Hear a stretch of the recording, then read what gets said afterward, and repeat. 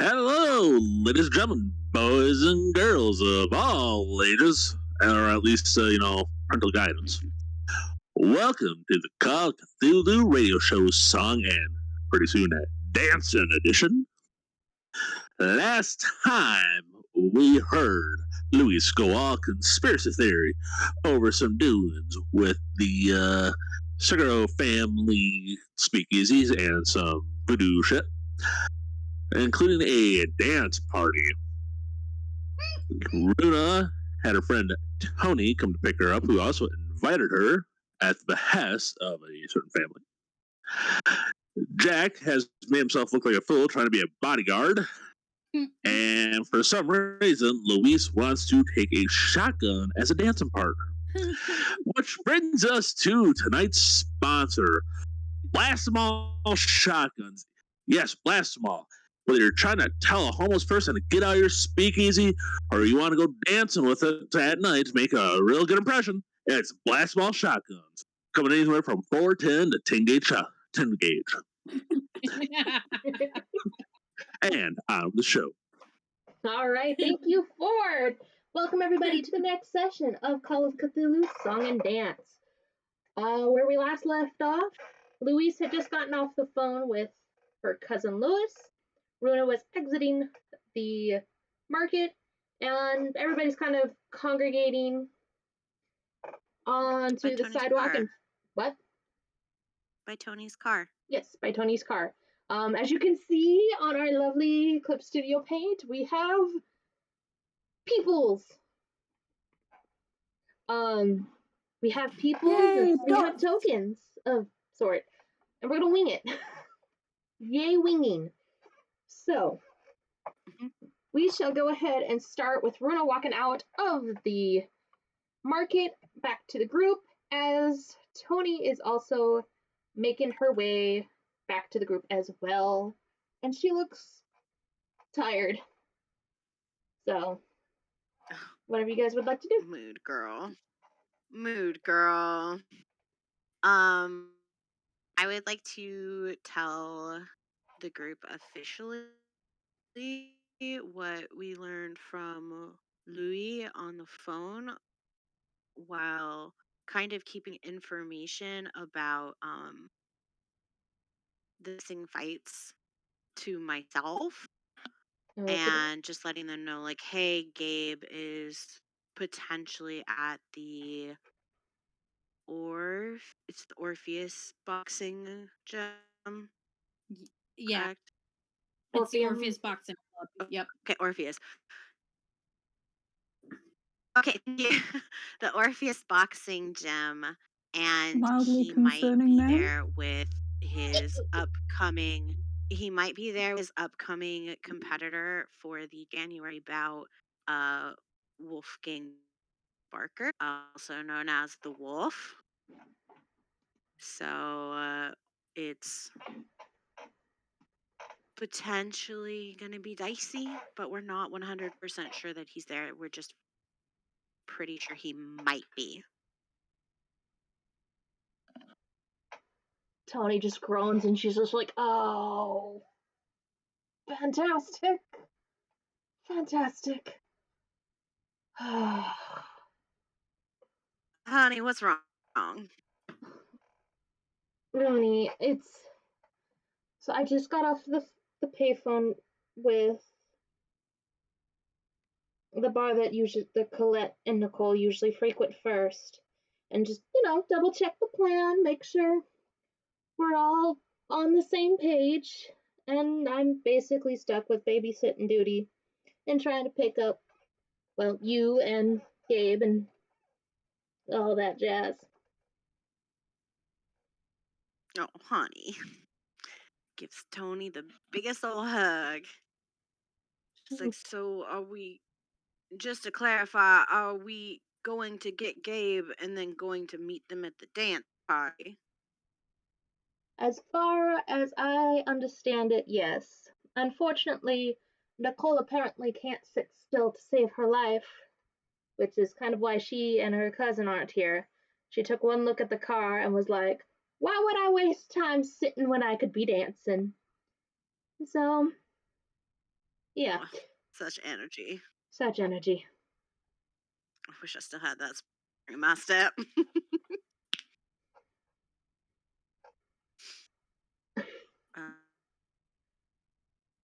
She kind of just shakes her head and At she's like, least from huh? Sorry. Mhm. Go ahead. No, I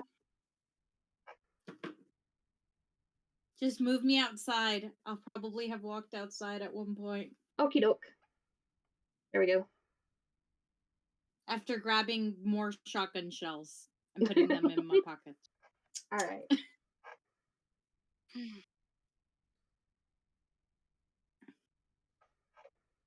So Tony's just kind of shaking her head and she's just kind of like, I'm not paid enough for this shit. And I don't understand why I'm being paid, why I'm doing this.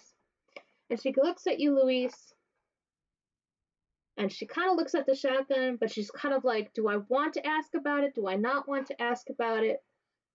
And she's just like, all right, whatever. And it's very clear she wants to ask about the shotgun, but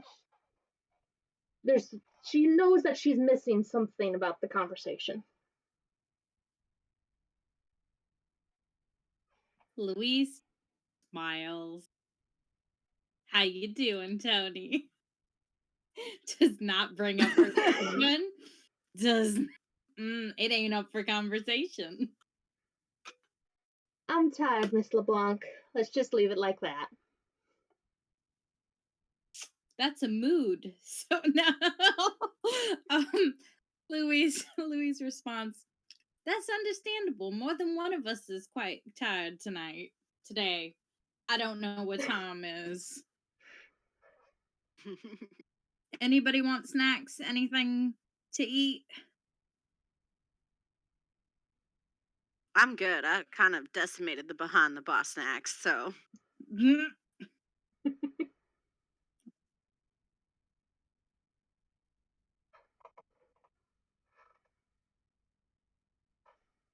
All of a sudden, you guys hear "Oh, Antonia!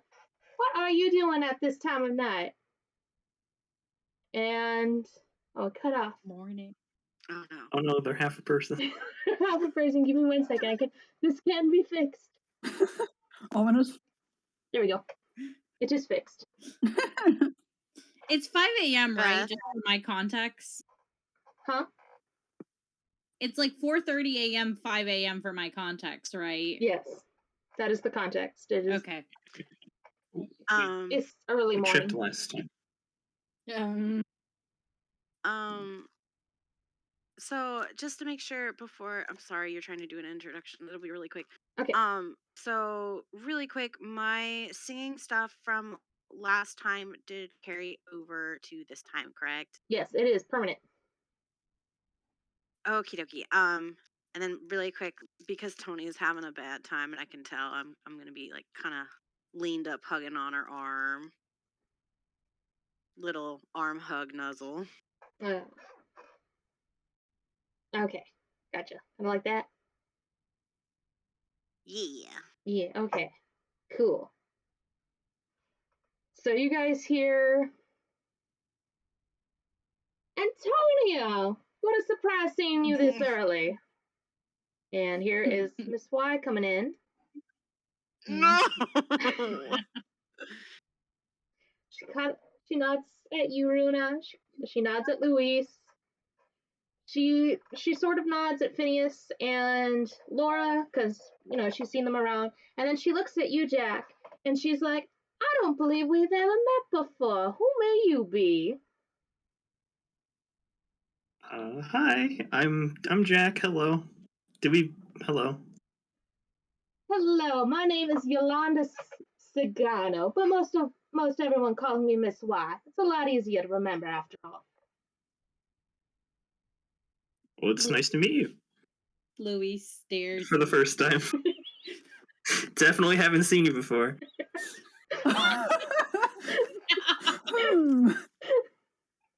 Some interestingly specific denials going on here. Oh god. Hi there, Miss Wise. It's interesting to see you out this early. Well, I just had to well, figure out what the hell was going on down the street. Real quick question. Yes. How long has it been since she came the first time? Since she walked by the first time? It's probably been like about 2 or 3 hours. Yeah. Okay. Yeah. So she walked that way and then like killed someone or something and then came back. Cannot confirm nor deny. And she's so fresh. Like, God, this woman doesn't smell what. Oh my God, she's. Can I roll like insight to see if she killed someone recently?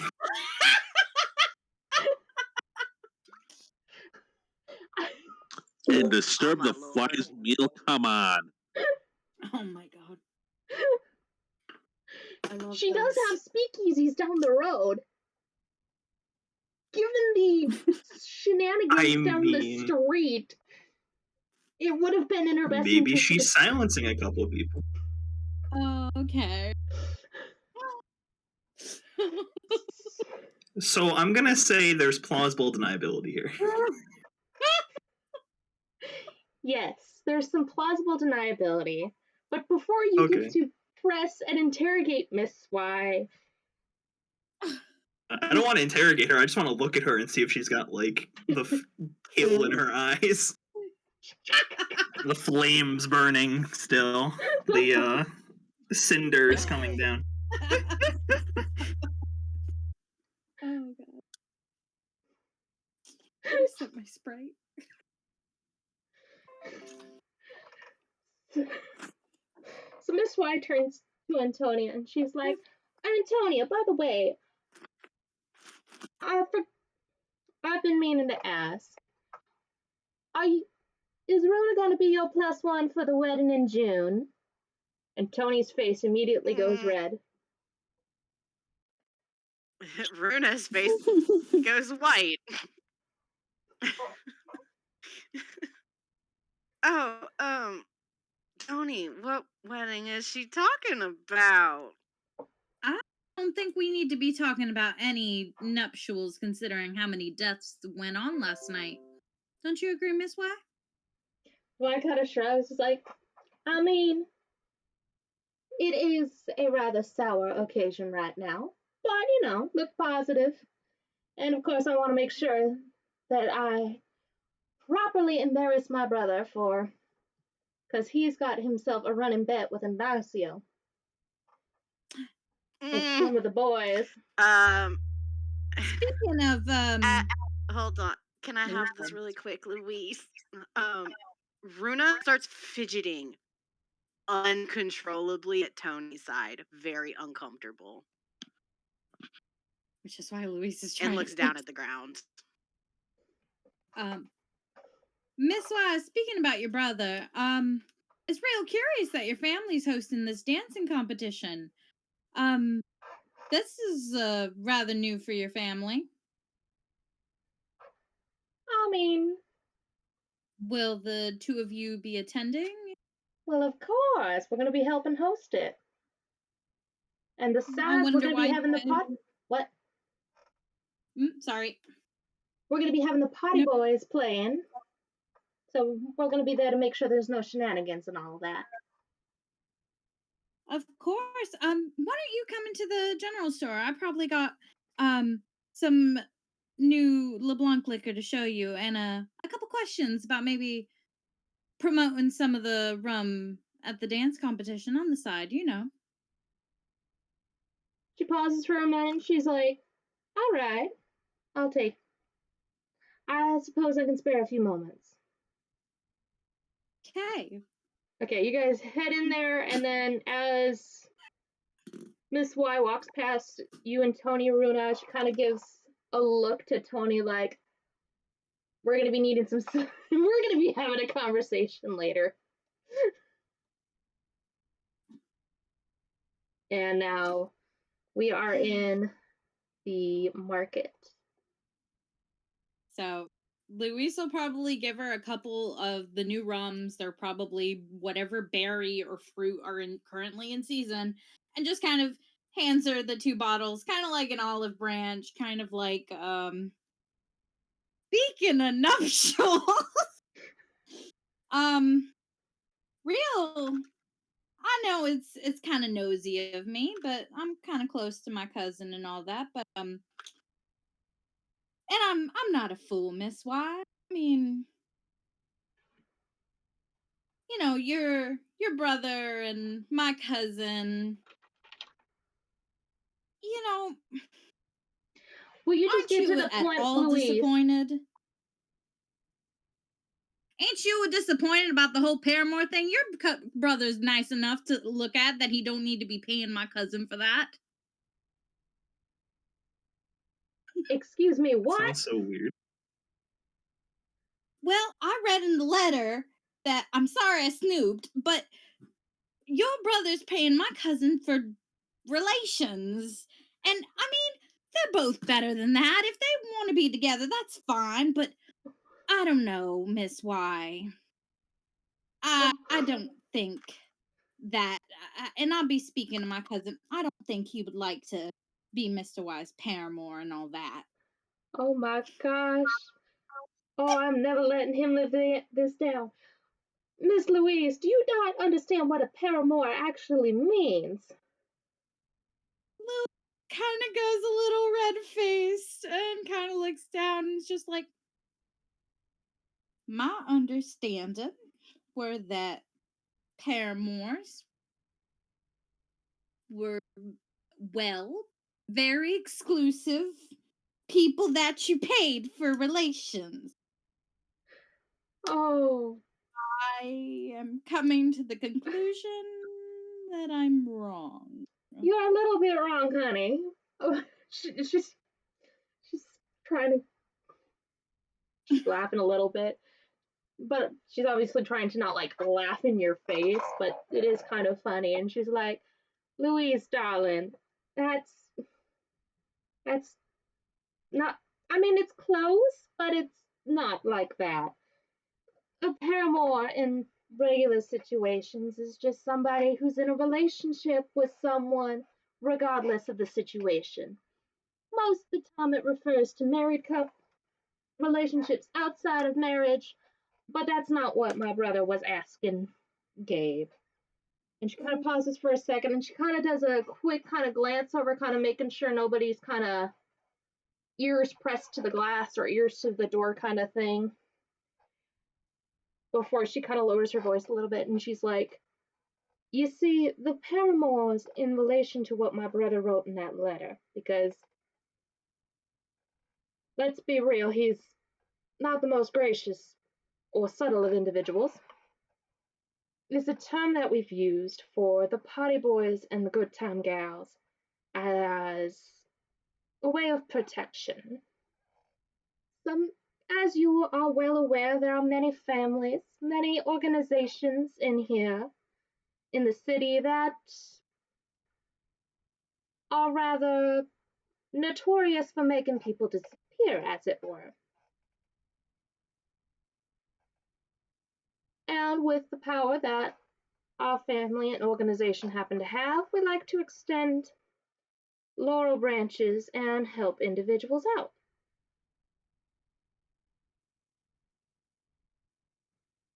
So, your brother's referring to a way of protecting Gabrielle.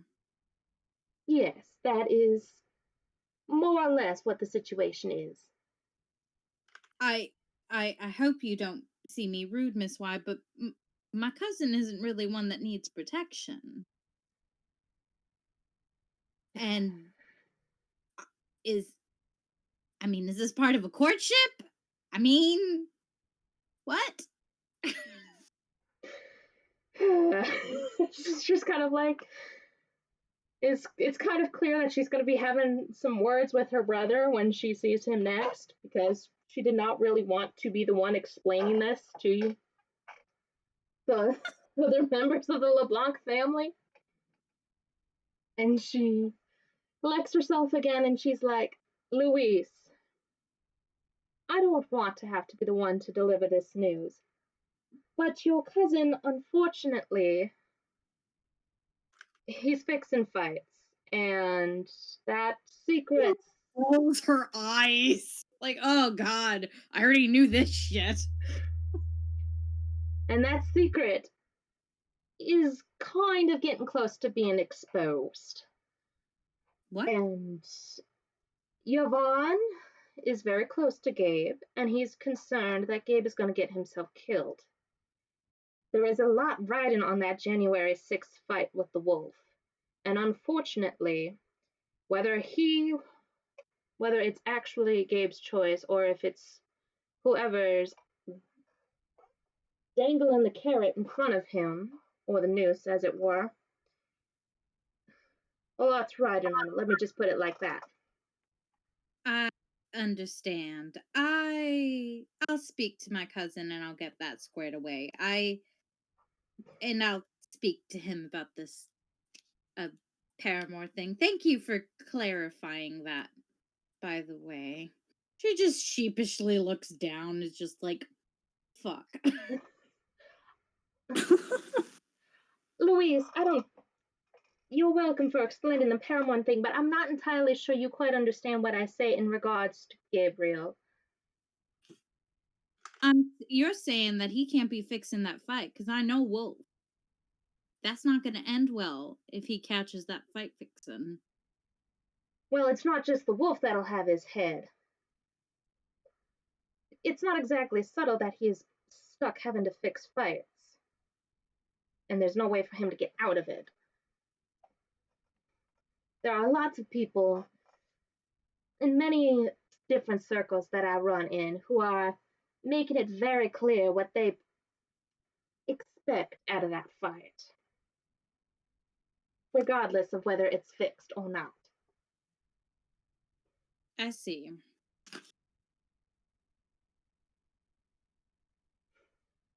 And if he suddenly became ill before the fight?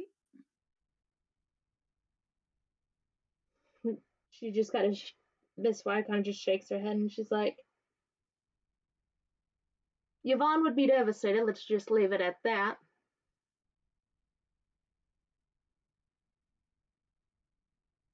I understand, Miss Y. Sort of.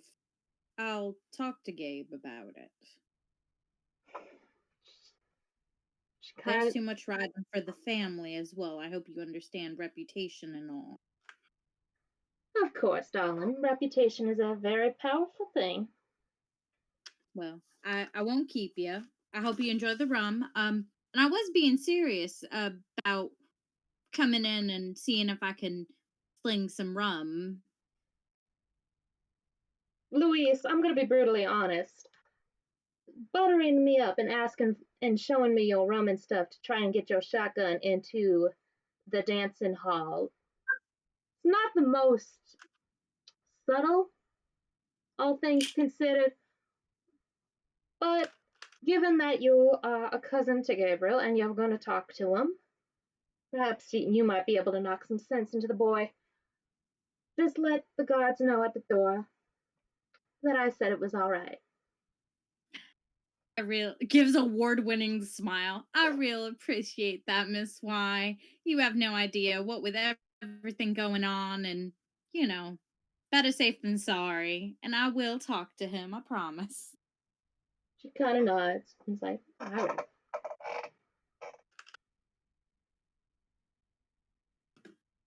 All right. Gently escorts her back outside and grabs snacks.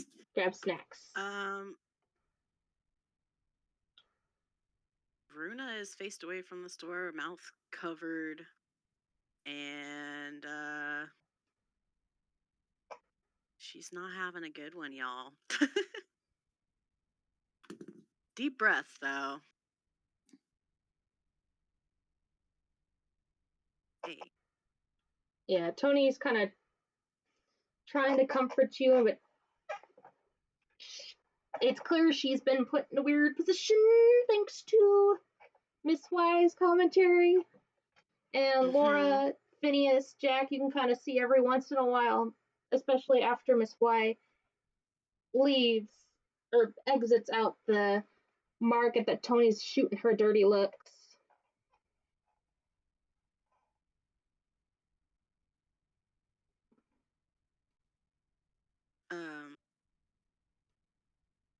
Tony. What? Kitten? What's Rudy? I didn't know you were friends with Miss Y. It's like really low. She's a friend of the family. It's every couple of summers she and her brother would come out. I think Iggy's named for their dad. I'm not entirely sure, but it was friend of the family. That's all. Oh, and you didn't think to tell me? I didn't think it was gonna come up. She's kind of sheepish. She's like, it's kind of one of those embarrassing. That's not exactly something that you can just casually mention, Rooney. I mean,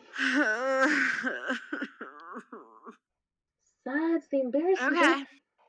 Just embarrassing. No, it's fine, Tony. It's fine. We can talk about it later. I know. Along with Ignacio's wedding.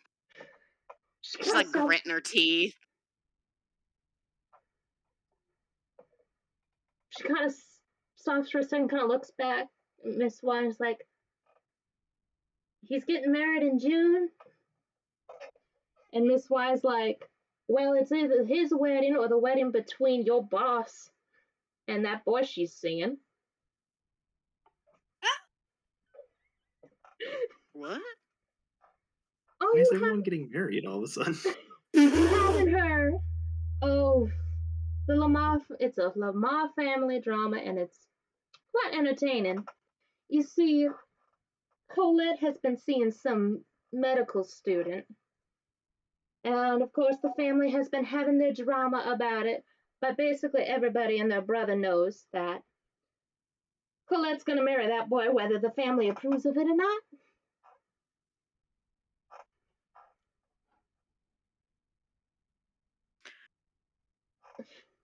Well, apparently we're gonna have lots of wedding bells.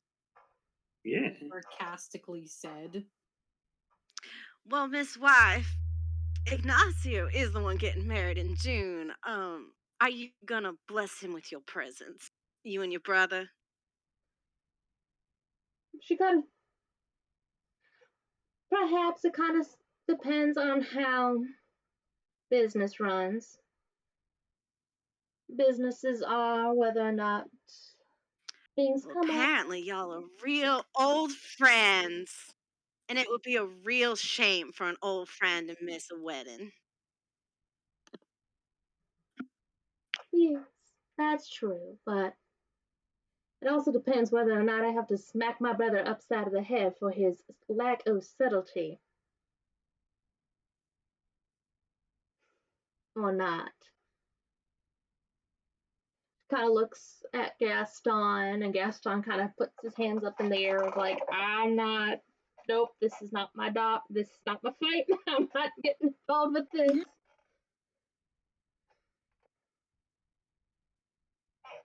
And she's just kind of like, I mean,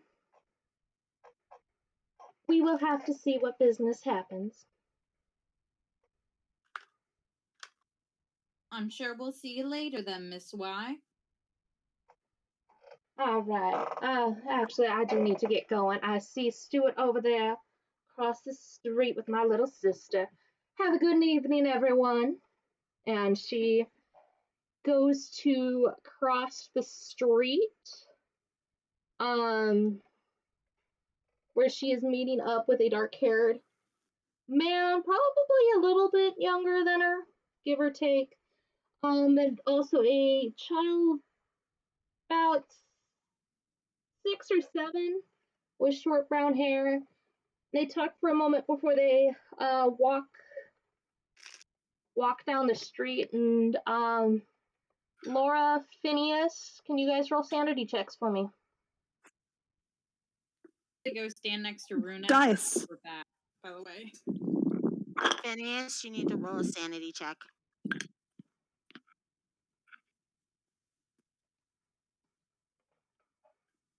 That's just the D10.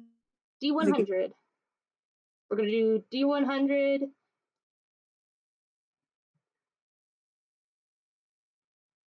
again, yes?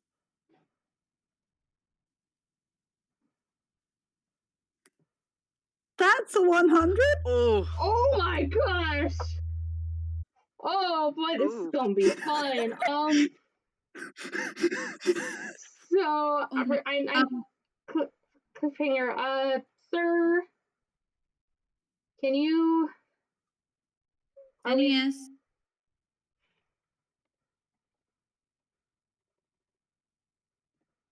I think we lost him. We might have lost him. Oh wait, we're getting text. Sorry. Okay. Sorry. 64. I said 64. Oh, 64. I didn't hear you. So, oh boy. So we'll start with Phineas. You look and you see the girl that is standing next to the man is a dead ringer for your daughter. And Are they walking away? They're walking away, right? they're walking away. And hold on, let me just double check what you need to roll. And then I will need you to roll a 1d6 and then add 1 to that. And that'll be costing your sanity.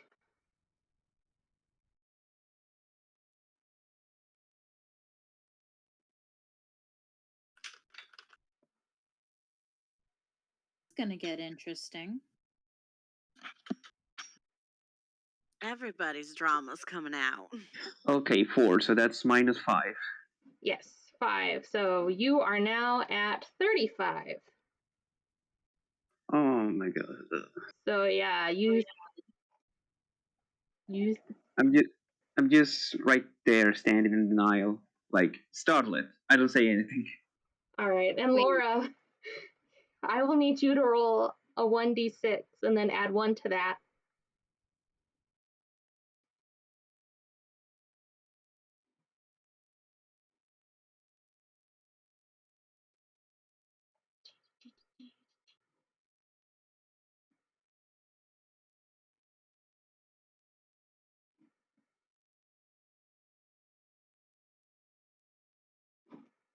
Laura, were you?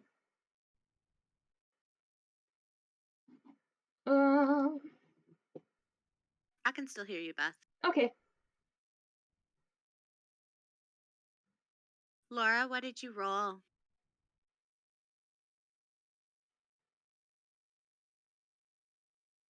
Oh no, Jack. Oh no. Oh no, We're you're losing still. it. Oh no. Oh my Oh god. no, the madness is descending. She's deaf now. Oh no, she can hear us. She's mute now. That's The the madness has descended on her computer. Oh no. Okay. Well, while you're. Can she type? Yeah, if you can type it out, I can read from it. Or if you want to disconnect Hello? and reconnect. Oh, there we go. Hi, We got you Laura. back. There you are. Yes. All right, Laura, I need I you rolled to a 4. 4 with the d6 or Total. No, total. total. Okay, 4. So you're at like 51. Yes. Okay. No, 50. 50. I had 54 before. Okay, you're at 50. All right. Laura, you see the man, and it is an absolute dead ringer. There is no possible way for there to be any mistaking. That is your older brother. And for a brief moment, you can see, because he's wearing a dress shirt, but you can see near his neck almost like a gaping wound, and there appears to be some teeth that are chittering, like in the maw of that wound near his neck, which disappear in like a second. What? Oh boy. But then he just turns around and keeps walking away with the little girl and Miss Y. Laura just freezes.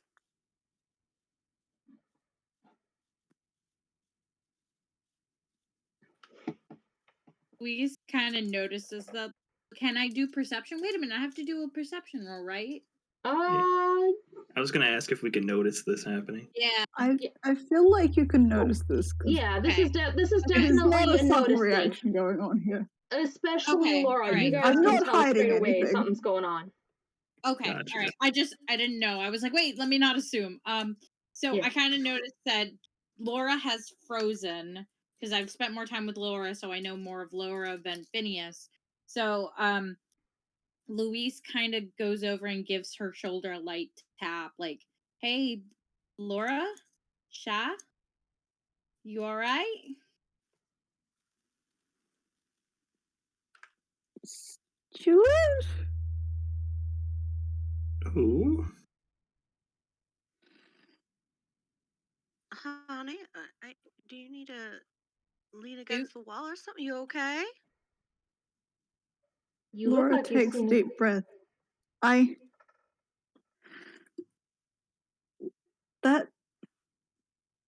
That was my brother.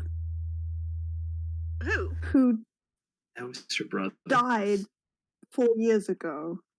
Stuart. Stuart. Wait, your brother's name is Stuart?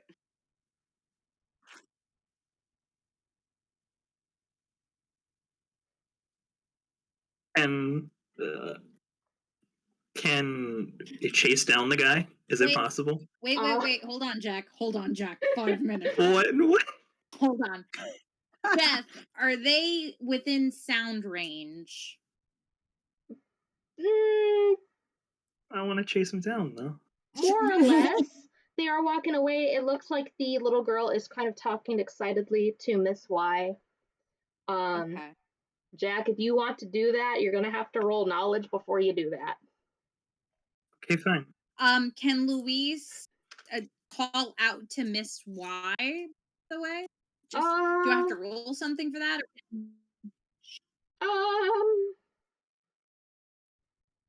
I don't think you'd have to roll that. Okay, so Louise is going to shout in her loudest voice just to try to get the attention of Stuart too, but not chase after them.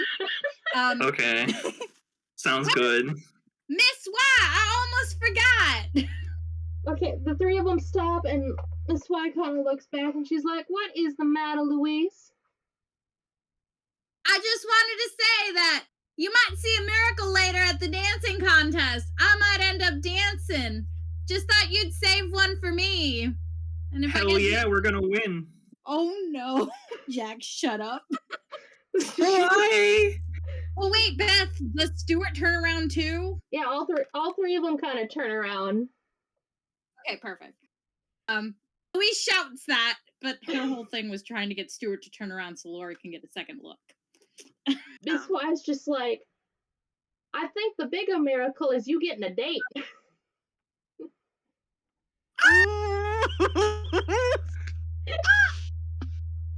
Air horns. Fair game. Beth. Yes. Since Runa hangs out with the party boys sometimes, and she doesn't know them like super well, but she knows them well ish. Can I make a knowledge roll about Stuart and the time frame that Laura said about the 4 years to see if that lines up with when I know he came to New Orleans, since I do know that he's not from here? Yes, but I will need you to make it at half because he's still warming up to the city. He's a very quiet individual, yeah. Yes. And come on. Second look, I don't know if Laura wants to say something, do something. I rolled this. Laura's going up to them, I rolled a 70. Fuck. You rolled a 70. He's too quiet. He doesn't really. I usually get distracted by the others before I ever have a chance to ask him more. Yes. Okay. Yes. The little girl sees you walking up, Laura, and she's holding on to Stuart's hand, and she points at you, and she's like, "Oh, Yolanda, that's the librarian, and that's the librarian. She helps me find books." And Miss Y kind of nods, and she's like, "Oh, of course. Is this something I can help you with, Miss Barclay, is it?" Just runs after Laura and grabs her arm just in case. Laura, Dex, Louise. Dex, okay. Yeah. She's not trying to stop her. She's just grabbing her arm just in case she's got to, like, in case of anything. Just, sorry, they've had something to drink. She's just grabbing her arm, like, hey, buddy system. I still think that would be a Dex thing. That's a 96, so if anything does happen, I lose. Yeah. Okay. Can we follow him now? I'm over there. Jack's going with you guys. So what did I'm gonna watch from a distance. Tony? Smart. What There's did a shotgun over there, and I don't trust Miss Y. I'm gonna stay over here with Tony, where it's safe. My dex is a 25, by the way. Okay. And Laura, what did you say? I rolled a 96. Okay. Louise grabs your hand, and there is, unless you suddenly gain super ninja powers, you will not be leaving those arms.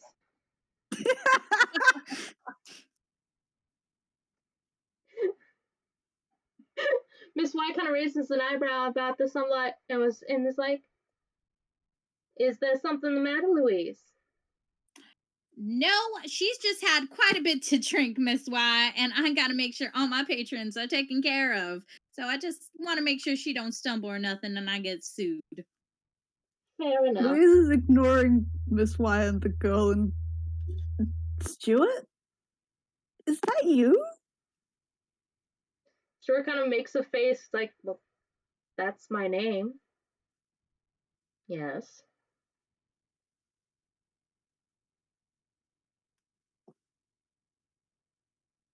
Don't you recognize me? He kind of looks at you for a couple minutes, and then he kind of just shrugs. He's like, "I'm not good with faces."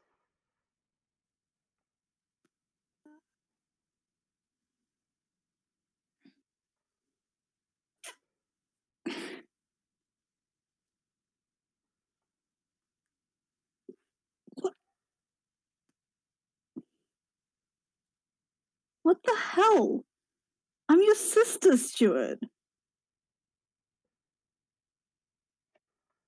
Takes cautionary step back, still holding on to that arm.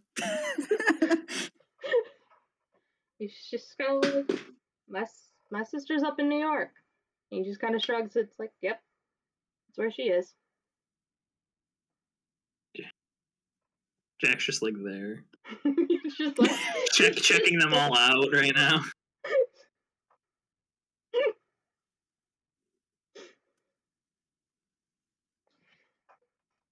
just kind of shrugs, and the little girl just like, "Can we go get the beignets now, please?" Oh my god, that's so fucking cute. Stu. Can I call you Stu? No, you cannot. Stu, is that your daughter? He shakes his head and, "No, she's not my daughter." Well, And Miss Y cuts in, and she's like, "This is my little sister, Jack.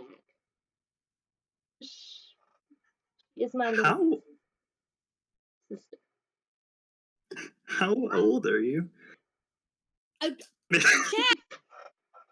You are very don't nosy. ask a lady their age.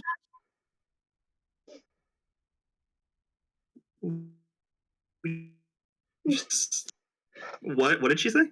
What did she say? The little girl is just kind of like, "You are interrupting me No. from my beignets," but she's like, "I'm gonna be 7 He was asking Miss Y Oh. how old Miss Y was. Well, the kid's answering. No, I like the kid answering. Yeah, that's yeah. The kid's It's about answering. her. Yes. Beth, What? can I roll knowledge to see if I know for a fact this is her sister or not? Sure. But while she's doing that, the kid's gonna be like, I'm gonna be 7 in July. 28. That's good for you. 28. She is. You do know that the Sagano family. There are 3 kids. The Yvonne, Yolanda, and this. She's not as out and about in town. She's usually protected with either her father, her siblings, or some of the other capos that belong to the Sagano family. So you don't really know that much about her, but you do know that there are 3 children of the Sagano family. Okay, so she's not lying that this is her quote-unquote sister. Yes. Okay. I still want to know how old Miss Y is, because in my mind she's like kind of old, not like super old, but like old-ish. Jack. Cha. You know what, Don't Jack? escalate. I would like you to roll a fast talk. Oh no. Okay. Oh, no. Can I roll a fast talk if he fails his? That's a 64. 64. Miss Y looks at you. She's like, Jack, I do believe it is impolite to ask a woman's age unless you are trying to court her. And frankly, from what Gaston was telling me, you've already got somebody.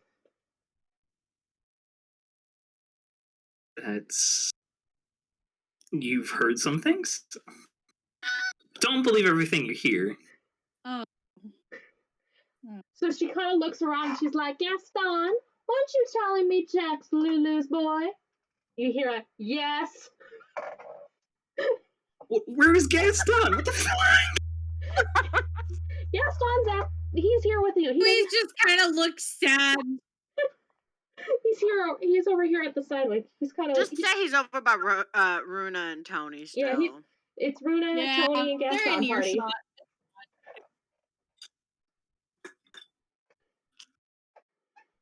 Yeah, they're there. There we go. Yeah. Louise kind of looks sad when he denies it, by the way.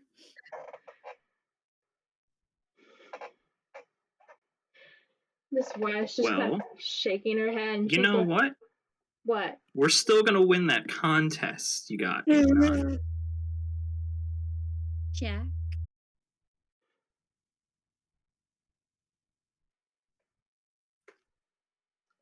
She said your name, Jack. It's rather rude to keep a lady waiting.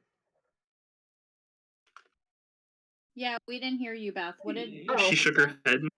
Oh, Miss White shook her head and she's like, well, Jack, you're leaving a lady waiting. That's not very polite. You want me to dance with her now? Wait, what? Well, she was saying something and you just left her hanging. Rather rude if you ask me.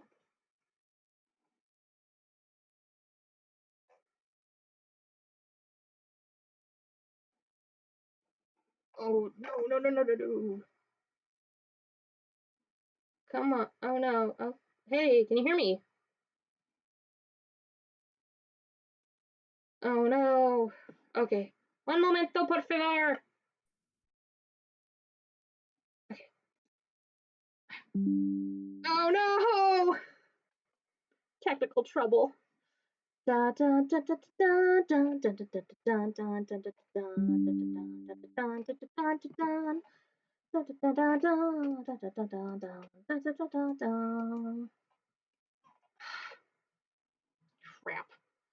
Come on. Fuck. Delay of game is a delay of game. It's a delay of game as I try to get back onto the thing. Hello. Oh yeah. I'm back. Hello, Keeper. Is all the recording stuff gonna be okay? Okay, Yes. that was weird. I also got kicked out. Alright. Internet is not having a good day today. It is not. My laptop's also making weird faces. That's fun. Okay. Alright. Last time on Dragon Ball Z. That Beth?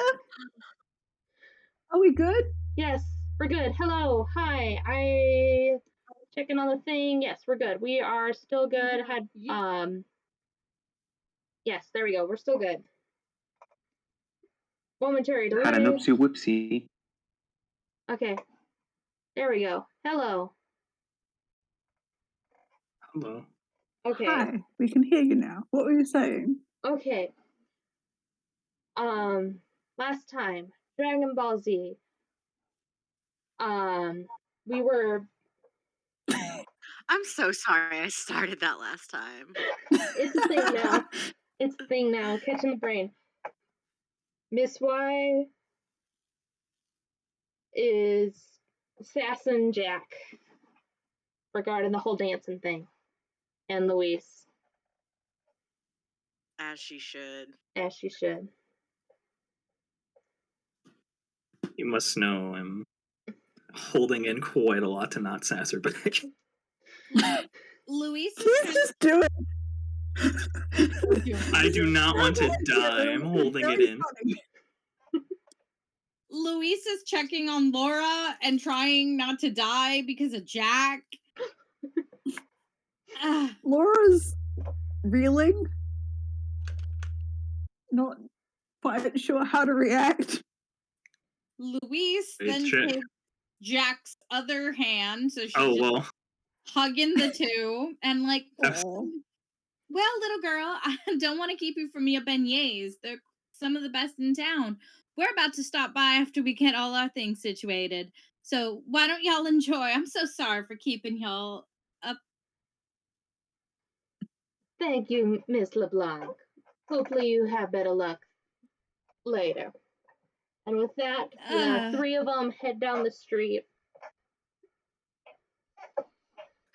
Runa is just like, I hope you trip on a cobblestone and break your neck. Louise. Louise. Jack. Louise. Jack. If I be mean to her, is she gonna have me killed? Yes. Well, what if I really want to be? Jack. Jack. Louise, she's making fun of us. Jack, look at me. You hear If she doesn't kill us, huh? Oh, go ahead. Go ahead. I'll do it after. Jack, being made fun of is not the worst thing right now, and I'm really tired.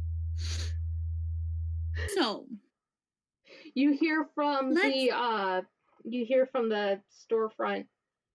Is Jack making friends, Lou? And then you hear a shut up, Gaston, not helping from Tony.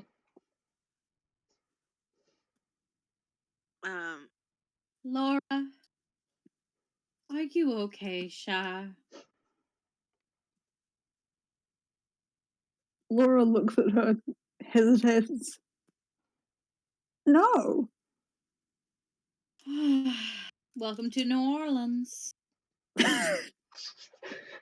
Louise, that's not a good way to deal with this situation. God. Runa's gonna bustle over and she's gonna be like, Laura,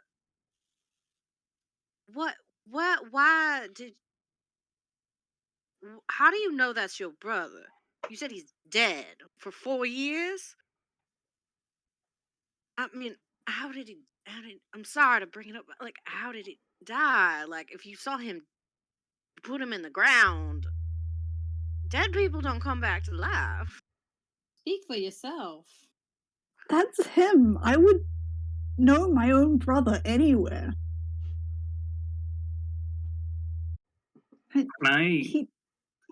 He can't be here. He can't be Well, welcome to the Well, city. He died. hold on. Jack. What was he like? Because like I've had some. I mean, me and Stuart aren't close, but I have gone out in the town with him and the rest of the party boys. Like, maybe I can confirm if their attitudes are kind of similar. But I mean, this is a little far fetched for me. I'm not saying you're crazy or anything. I'm just trying to make sense. Son. Dr. John was a famous voodoo man here in New Orleans. He used to reanimate the dead, but then again, he was a con man. Stranger things have been said in this city.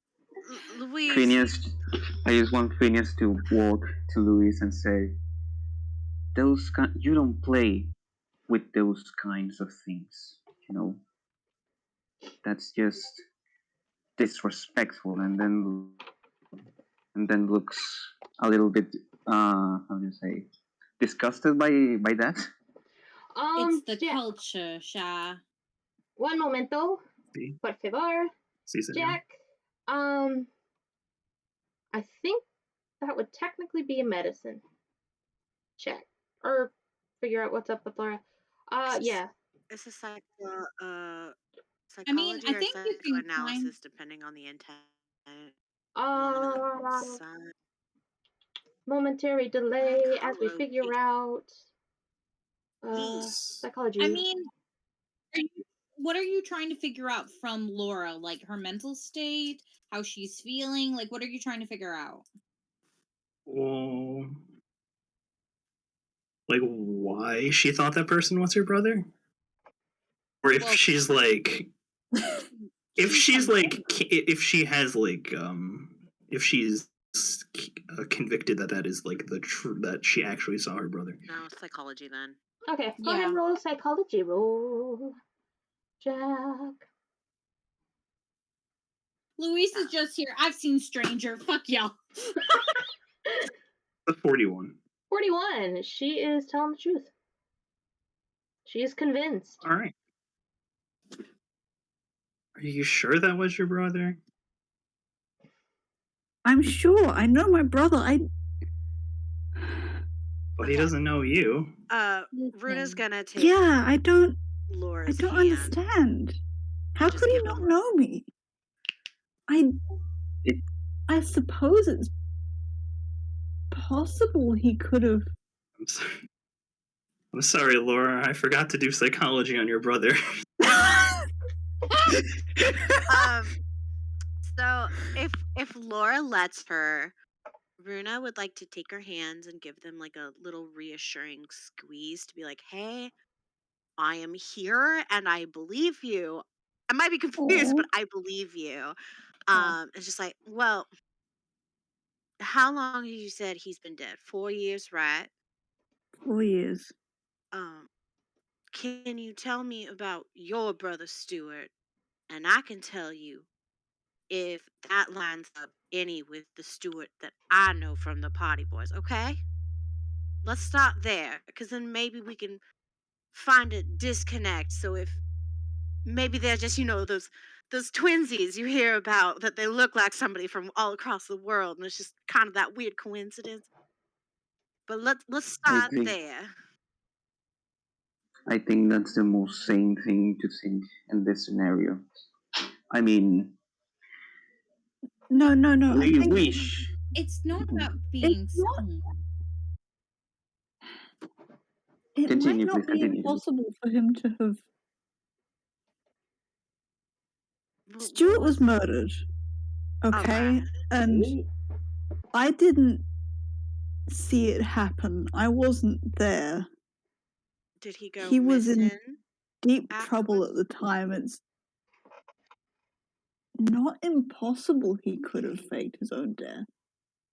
But why wouldn't he tell me? I don't know, and I'm You really said- sorry. You never saw his dead Laura- body? Sorry, Jess. Laura's from... Where's she from? New York. Beth, would Jack have ever heard about this happening? Roll knowledge check. From like a newspaper or something? Roll knowledge.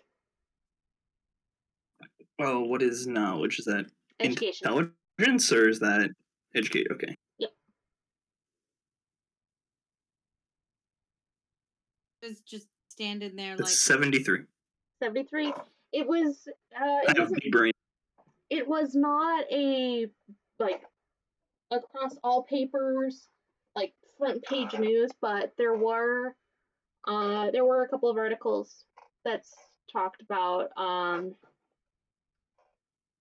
incident that occurred, and one of the victims being Stuart Barclay. Shit. There's no other details. It's just It's probably been a while. It's been a while, and it wasn't as big of a story as like front page news kind of thing. I was gonna say, oh, I remember when that guy flew off the side of like the I-95 with the fiery car crash. Oh, that was anything, crazy. It was probably the article itself probably mentioned gang violence. All right. Shit. Well, before your brother got murdered, what was he like, Laura? Was he funny or loud, or was he like quiet and reserved, more like a bookish type? What was he like? He was quiet. He was intense. He had a mischievous streak a mile wide if you knew where to look for it. Mm-hmm. Yeah.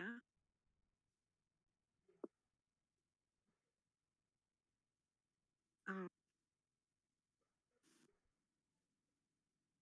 mean, it kind of fits the bill of what I know of Stuart. Anytime I've gone out with him and the boys, he's usually pretty quiet and keeps to himself, like as if the other boys dragged him along and he didn't want to be there. Did he ever Did your brother play an instrument? Did he play an instrument?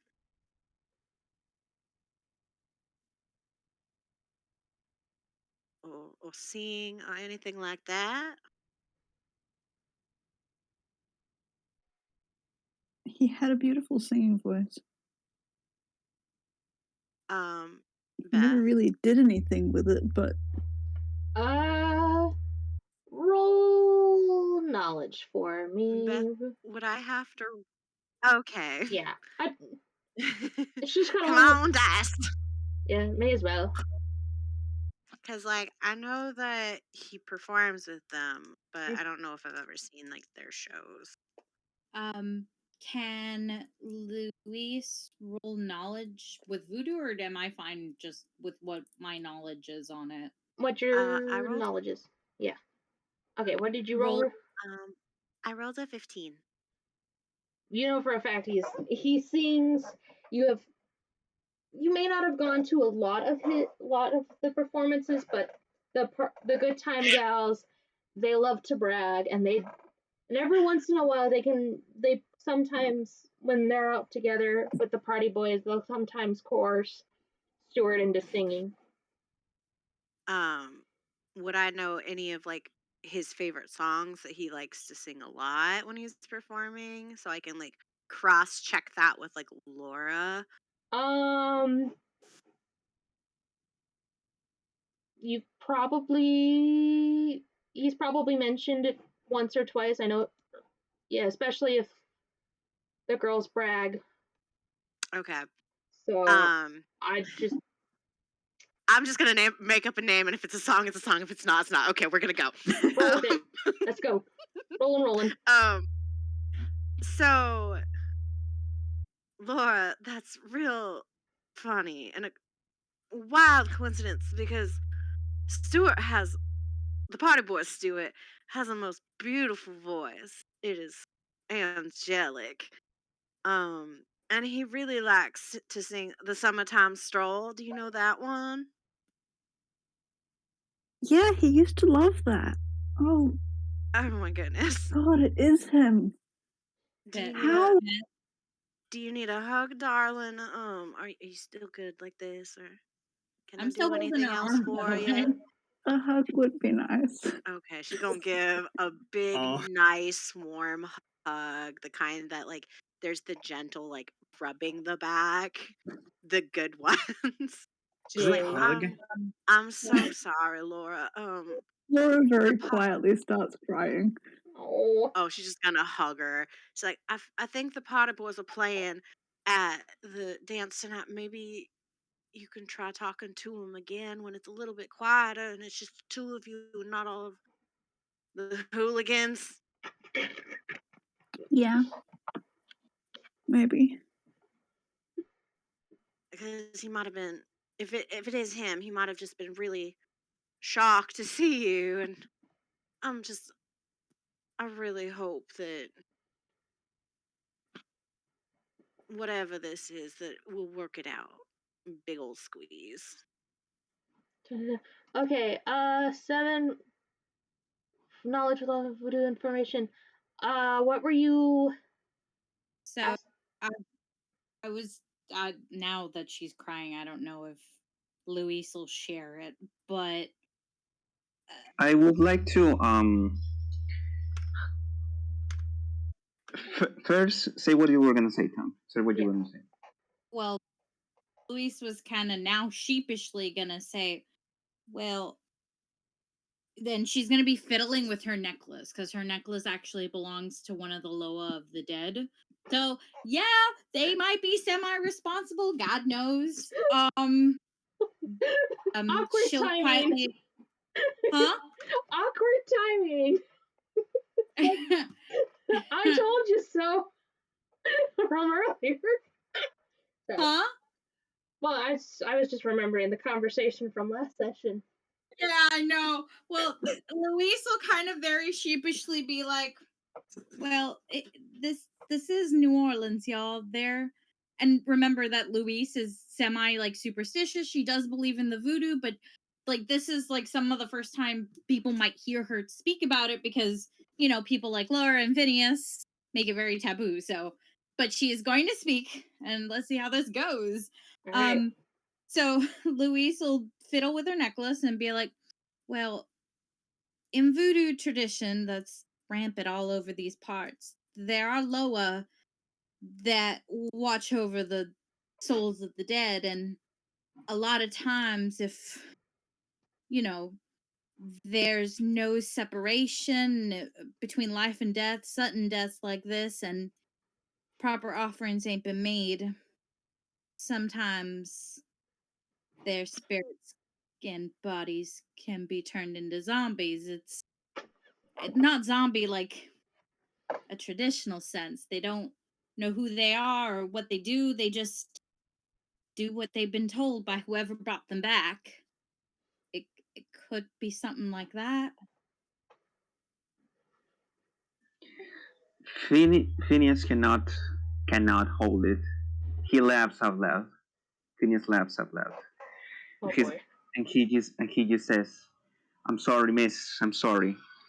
I know you're trying to help, but I don't think it's healthy to think this way. I mean, the Lord knows that when you go to heaven, you don't come back to life. And I'm sorry, but the dead don't come back to life.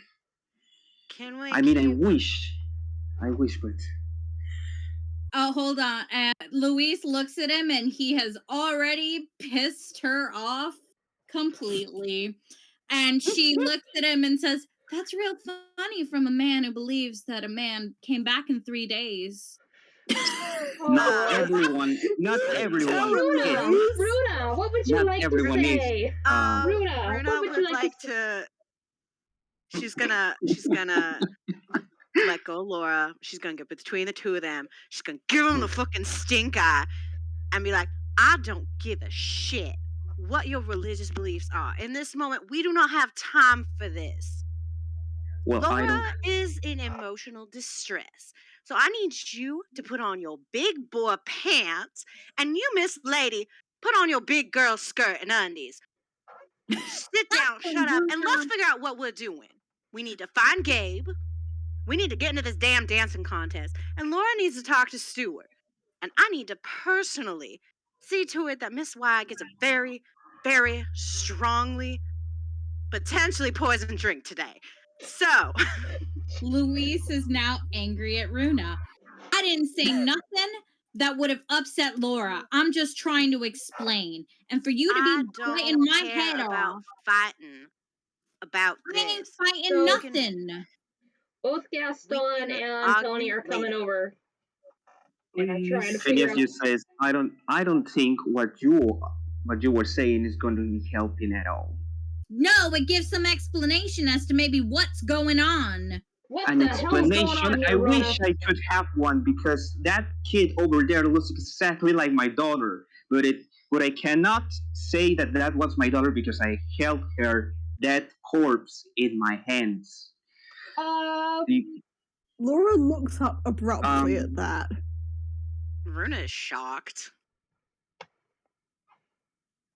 You So, do you think that I would? that was your treat this- daughter? I don't know. It looked exactly like her, and to think that she's alive right now. It's just it just doesn't fit in my head. If And How- Phineas How did just she die? How long ago? Tony could. Yeah. Go ahead, Phineas. Answer that. I know. First do what you were gonna say, Beth. Oh, Tony was just gonna be like she and Gaston have come up like right after you finished that. So go ahead and answer Okay. Laura's question. Okay. That was 4 years ago, and I remember it like it was yesterday, because I remember it every day when I go to sleep. What 4 the hell did we years. just miss? I'm Tony, sorry. go ahead. I know this isn't your business, but I just cannot stay silent and let you spew such nonsense. Phineas, it's what was not the date?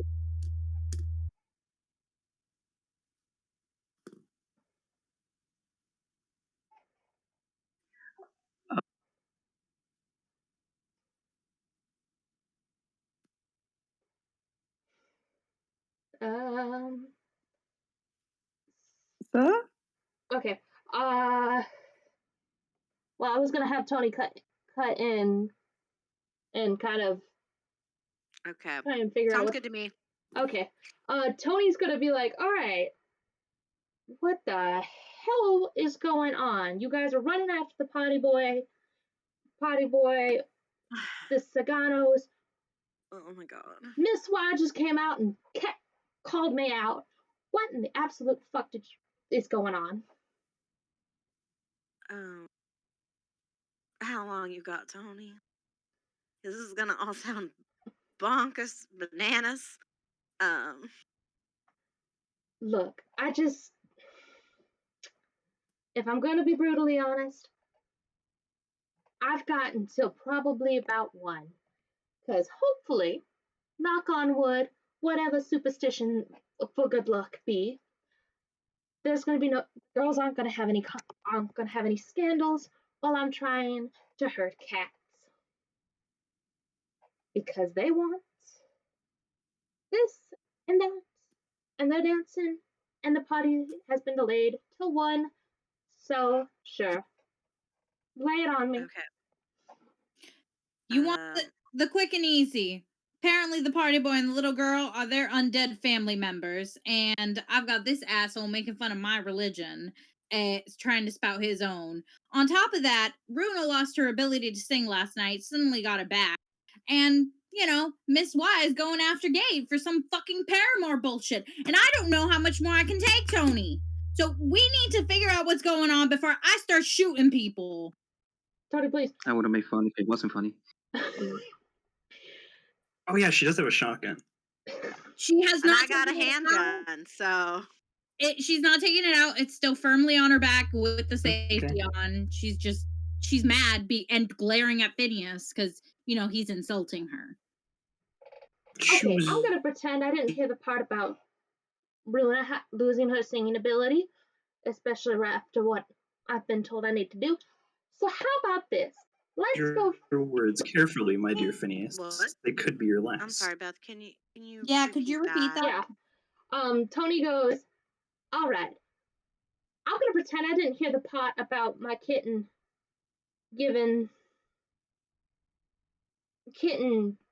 losing her singing ability. I'm not going down that thought process, not today.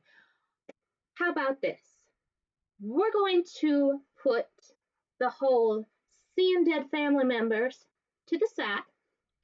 We're going to focus on getting Gabe, because if I don't get Gabe to that damn dancing contest before 1 o'clock, I'm going to end up losing my job. And I happen to really particularly like driving around that isn't illegal. So we're going to go try and find Gabe. And then after we find Gabe, we're going to go to the stupid little dancing contest. And we're going to have the fun of the dancing contest. And whatever, and whoever wins, wins, or whatever bullshit. And then we're going to get Colette and Nicole back to their parents. And it'll all be fun, sunshine, and rainbows. How about that? I think you mean when me and Louise win the dancing contest. Jack, so help me, I will strangle you myself. Louise looks at Tony. I'm going to walk to Cafe Du Monde, 3 blocks down, and I'm going to pick up an olive branch for Wolf. You're going to pick me up there, and we'll go to the boxing club. But I need a breather from him. So. That's fair. That's good. I will see you in 5 fucking minutes. And she's actually mad at Runa, too. She's mad at Runa, but she's more pissed at Phineas, and she kind of turns around and stomps off.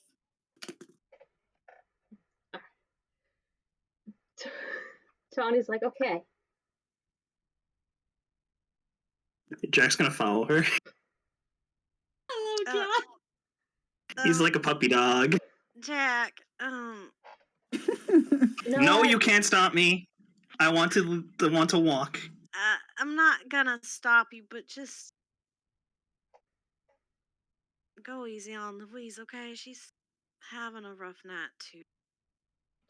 Gaston kind of looks a little hesitant about whether or not he should follow, but he's gonna be like, okay. But Jack, let me tell you something real quick, sweetie, before you go running after her. Get her a bag of beignets. Whatever she's getting for the wolf, get her a bag of beignets just for her. They're kind of her favorite, and don't tell her I told you. A bag of what? A bag of beignets. Okay. I don't think she wants to talk to me right now, so good luck. Don't get shot. I'll try my best. No promises. Thank you. And I'm sorry, out of character, you said to get who the bag of beignets? Okay, so Louise is going down to the store or the cafe that's down the way to get Wolf beignets. Oh, which okay. are the little I thought you wanted like Jack to buy either Runa or Louise beignets. So Runa is suggesting that if Jack is going after her, that because she just had this confrontation with Phineas and she kind of knows that Louise is probably also mad at her, because of glaring and shit, that she didn't appreciate you should help Louise calm down by buying her beignets because they're one of her favorite foods. I thought you just said they're Wolf's favorite food. Wait, what? They're Louise's too. It's on her character sheet. Oh, okay. They both have the same. Okay. Yeah. Yeah. Wolf. I'll buy 2.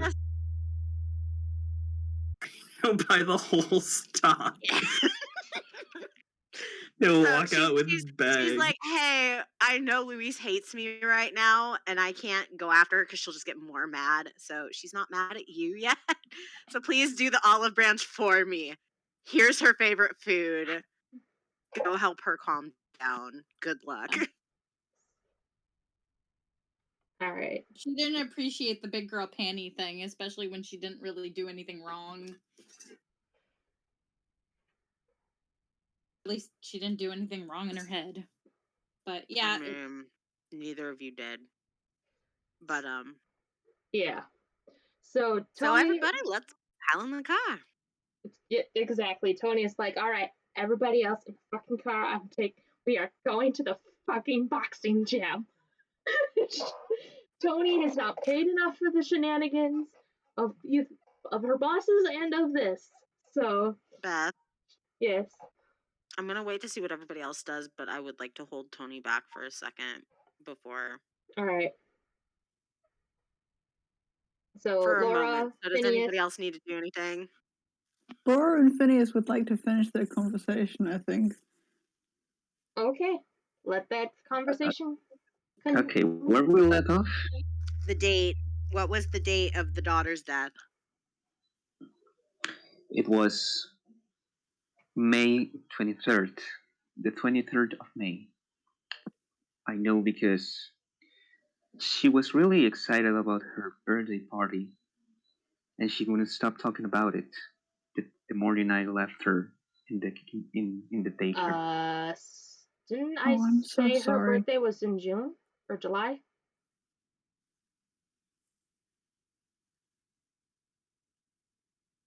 I heard June.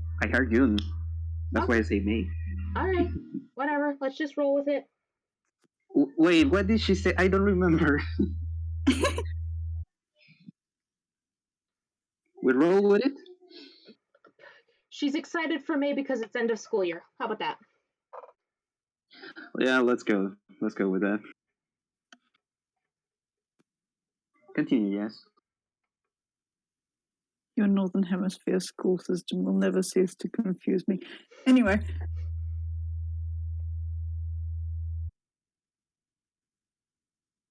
Stuart died in August. That's okay. That's not a scary coincidence. All right. Not at all. But that's what I'm saying, that I think it's best to just assume that they are other people. Like, I understand that you want your brother to be alive, but sometimes it's just better to let things go so they don't hurt. No, so no. Mm-hmm. I'm truly sorry about your daughter, but the thing is that for my brother, it could be plausible.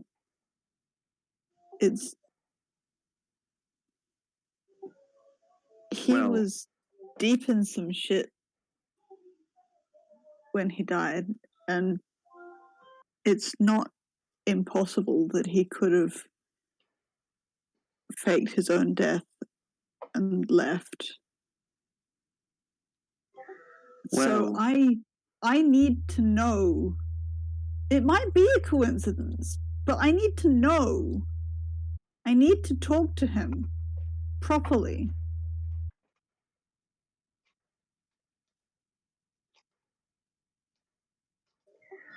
Well, if that's the case, then I wish you the best, because I would give anything to have a chance to talk to her again. She would have been 7 by now.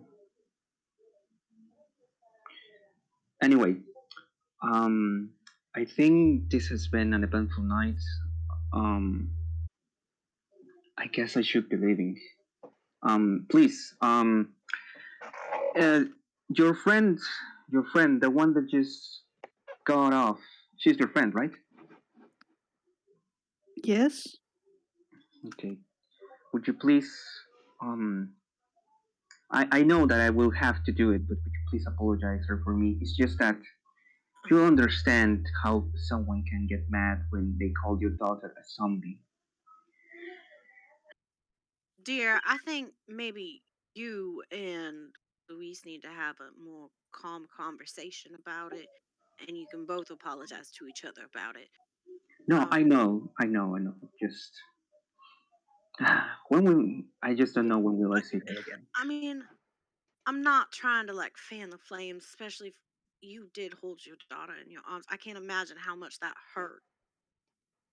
But you haven't ever wondered, I mean, wouldn't you rather see it through to be sure 100% that that's not her? The thing is that that is that is a really bad idea, because the last thing I want is to lose my daughter again, if that makes sense for you. And yeah, I guess I should apologize later. Tony kind of coughs awkwardly. Is like, I mean, I do have some information regarding that, or the Sagano family. I mean, I know you're probably gonna kill me anyways, Runa, so may as well get that off my What? chest. What? Well,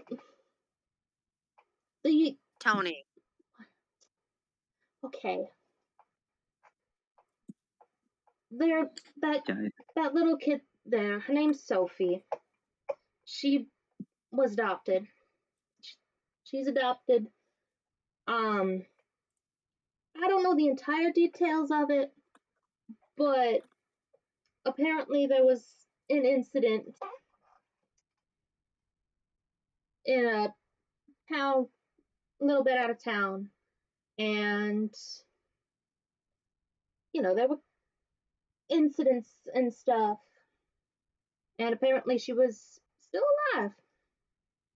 She was Tony. pretty lucky. Yes. Tony. Yes. Can you reword that for me just a little bit? Sophie, sweet girl, was adopted. That's fine. I got that. Yes. What do you mean there was an incident? She kind of sighs and she's like, Tony. Okay, Runa, Please, you're going to kill me for this? And I'm not gonna, I promise I'm not gonna. Deep breath. Tony, I swear if I'm gonna kill anybody tonight, it will not be you. And usually you're the one telling me to cut the bullshit, but now it's my turn. Cut the bullshit, Tony. What's going on? My family and the Sagano families are technically business partners. All right. So they help you your dad run the tailor shop. What of it? Not that kind of business, Runa. God. What kind of business, Tony? Liquor business. The illegal kind. All of it's illegal. Okay. I'm still following. I'm still calm. We're good. I'm great. So what was the incident? With Sophie. There was a shooting. Gang war. Mm-hmm. There was crossfire. Small gang thought they could take on the Sagano family. And, well, they were taken out and cleaned up. Okay. And unfortunately, there were a lot of people in the crosshair. God. Tony, if I wasn't on the middle of the street,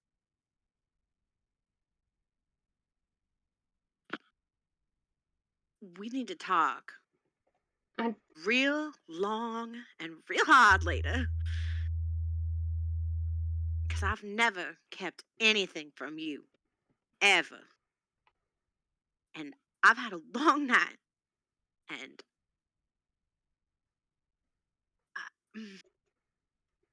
she's giving the I'm so done and disappointed. Not even I'm mad, just I'm disappointed.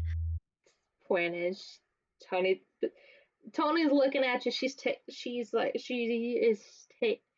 has her big girl panties on, and she's taking it, and she's like, I know you're not scared too. Like the whole family was in on it. That is how family business works. Fucking God. Oh my God. Okay. It is one of those things where it's like that. It is a last minute kind of thing to explain, but can we wait till after the dancing contest to talk about it? Yeah. Great. Let's go get Gabe. Let's go get Gabe. And with that fucking meathead. Did you say I will Let's fucking go get fight that him? meathead. Okay. They are leaving, right? Yes. Okay, before they're leaving, Phineas just grabs Tony by the shoulder and says, "Listen, man, you and I need to have a conversation later. Now, get out of here because that woman is sure tired." And then he just pats him on the shoulder and walks away. That woman's what? Don't worry about it. Don't worry about it, kid. We're gonna... No, I meant what as in I didn't hear D Ser, yeah. so I was asking for him to repeat it. Okay, tired. I'm sorry. Thank that you. That woman is tired. Yes. Thanks, Phineas. Yeah.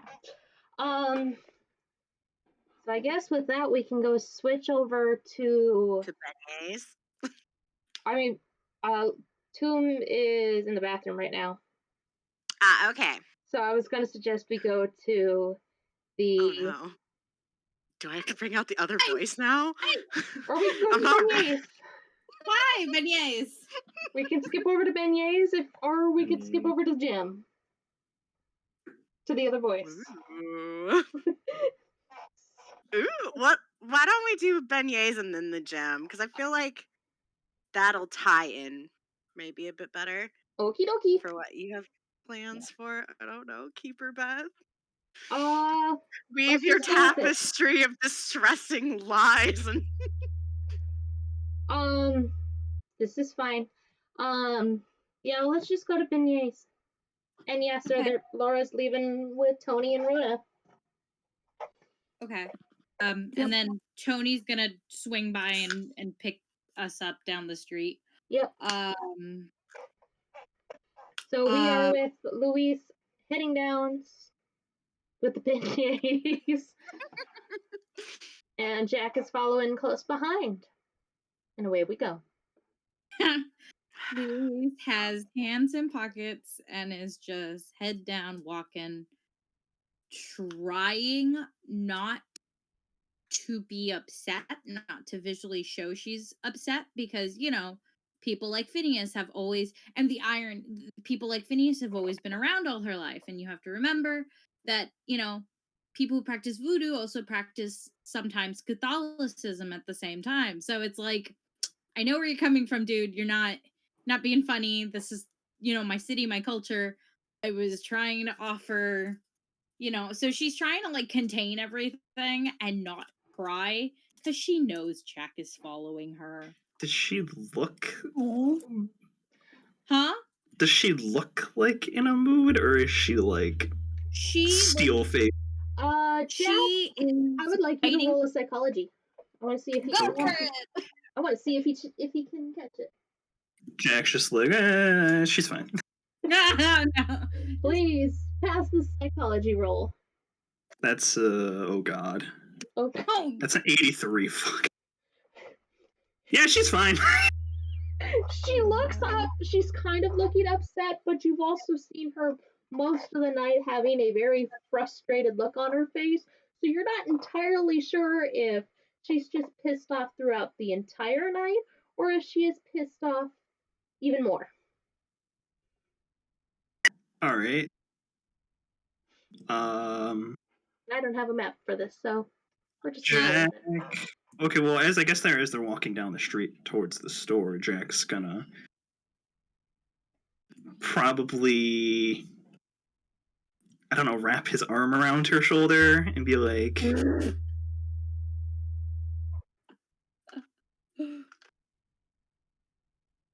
just, I don't know. Just be like, What's on your mind? Smooth. What's on your mind, Lulu? Oh no. Did he just call her Lulu? Yes. Well, Louise is too upset to be squeaking or, be swayed by any of this, and the fact he called her Lulu is just like An insult to injury. it almost sort of. He's cute enough to get away with it, but she's kind of just not. She's not taking his hand off her shoulder, but she just kind of shakes her head at him. Just shakes her head. Oh, all right. And then he lets go of her and goes behind her a little bit. Give her some space. Probably walks into Cafe du Monde. Weird. Can I roll spot hidden to see if the little girl and Y and Stuart are there? Sure.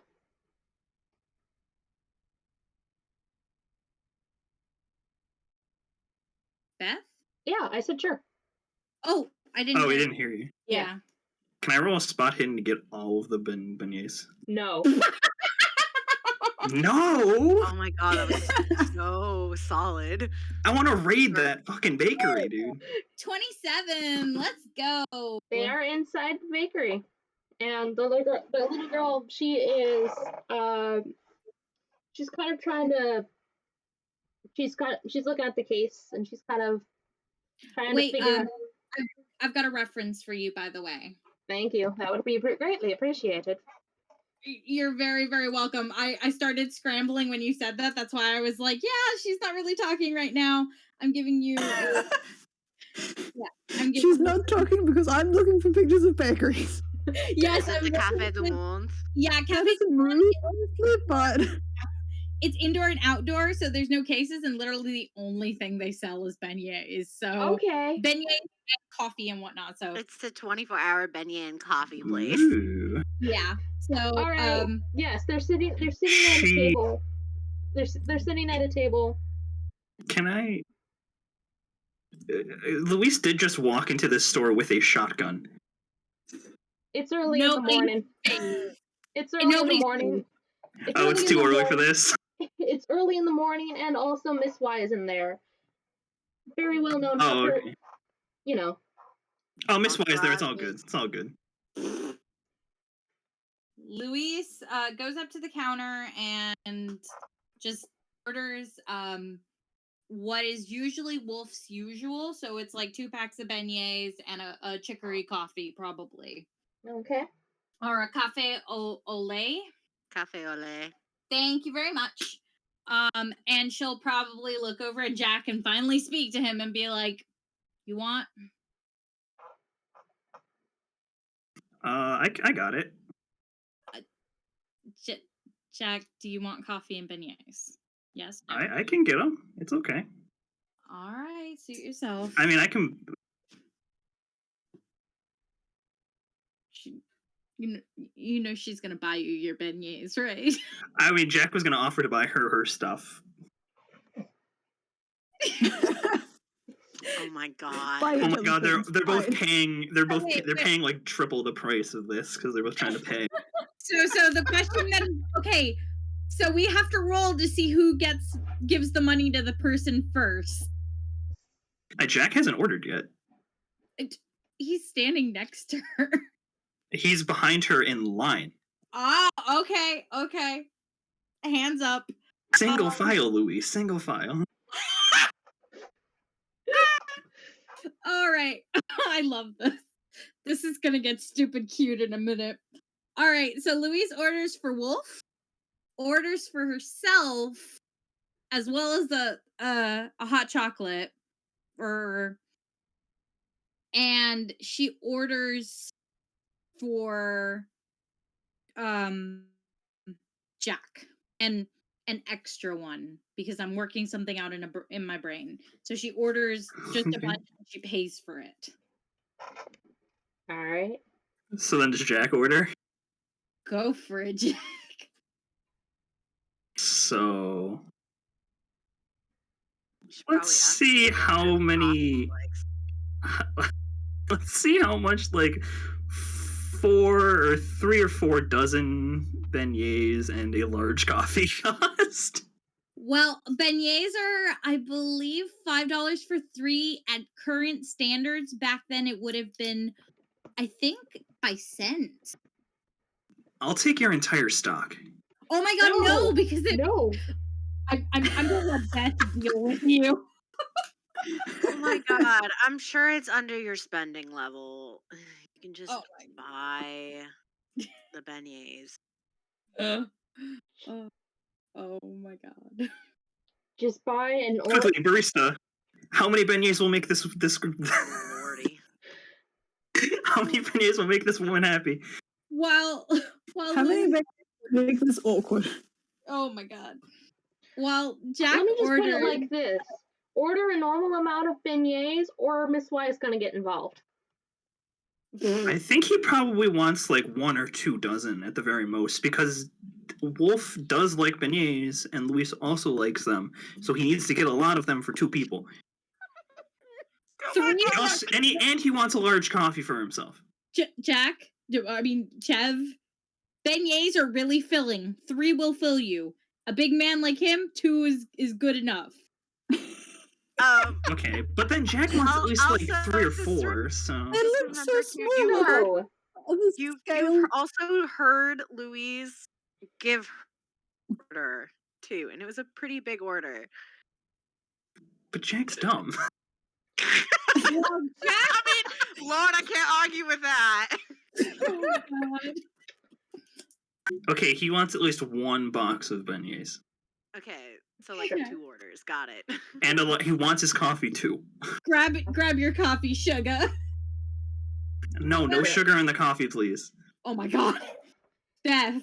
Oh my god. The waitress is going to look you dead in the face and she's going to put in your coffee order, but then she's also going to look you dead and straight in the eye as she puts sugar in it because she knows that you're not going to be able to drink it without sugar. Yeah, no, you can't. Thanks. Oh my god. I hate it. It's way too damn early for this shenanigans. Louise is very amused by these shenanigans. Can I see your manager? Oh my god! Okay. Oh, no. Yeah, no. No, just joking. Nope. No manager. Fucking Miss Y comes up. Oh yeah, I run the place. No! Don't even joke about that. God. So, oh my god. So, Tomb, is it regardless of whether you're ordering to go or to... No, it doesn't matter. To sit at a table? She's probably ordering to go. They don't really do tables anymore. Back then, they would do the tables. But Louise ordered to go. Okay. Now, hold on. That extra bag that she ordered, the extra 3, she is going to be stupid. Point stupid. And she's just going to walk over to the Y's table, look at the little girl, and put down the extra bag and be like, I'm sorry to intrude. I just felt bad keeping you from the beignets, and these are my favorite, and a favorite of a friend of mine. I just thought I'd buy you some extra on the house, little girl. Her eyes light up, and she is delighted, and she thanks you. Miss Y kind of gives you a quizzing look, but she's smiling. There's a smile on her face. Stuart just keeps his face straight. It's not that he's expressionless, it's just that he's not really kind of acknowledging, or he's acknowledging you, but he's not expressing like, oh, hey, you brought us more beignets. It's more, he's there. Yeah.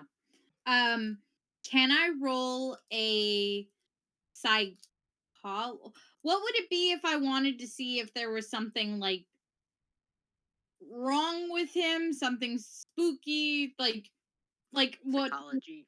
Yeah, Oh, if it was like a spooky. voodoo thing. Oh, that'd be different.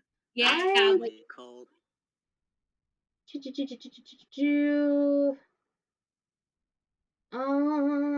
me check.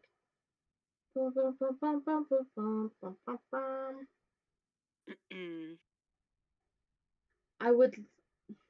Part of me wants to say that would be a sanity check, but the other part of me is like, that's an occult. So let me check what the occult thing says. I want it to be known Jack's gonna leave a substantial tip for this woman. Occult says user recognizes occult paraphernalia, words, and concepts, as well as folk traditions, and it can identify grimoires of magic and occult codes. Okay. It is familiar with families of secret knowledge.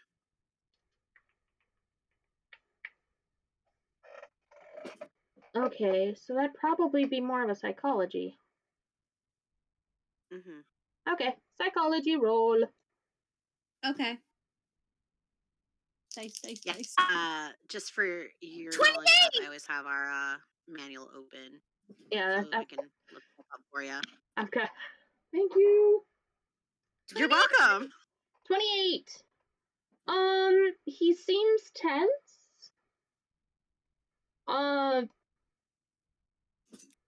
What else were you looking for? I was just like, she said he was dead.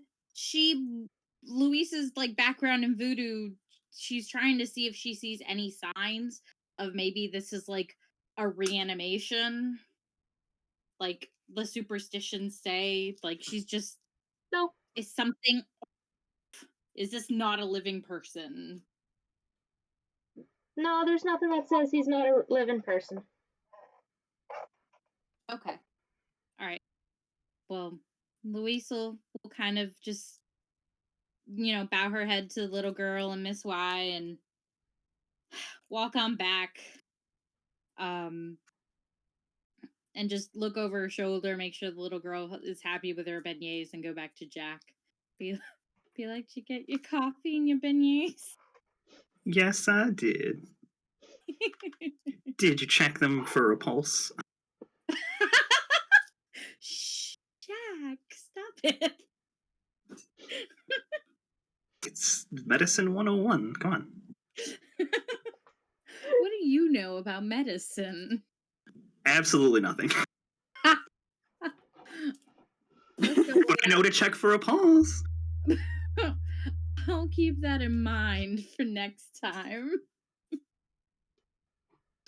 Fuck. He's got like a coffee and like a box. Maybe two. Who'd you get all the beignets for? Everybody? Well, if they want some, they can have some. That's nice of you. Quietly leads him to the sidewalk so that if Tony, swings by, we can get in the car. Alright. Louise, we forgot the olive branch. No, I've got them. I've got my beignets. I've got the coffee and the hot chocolate. Proceeds to shove a whole beignet in her mouth. Don't judge me.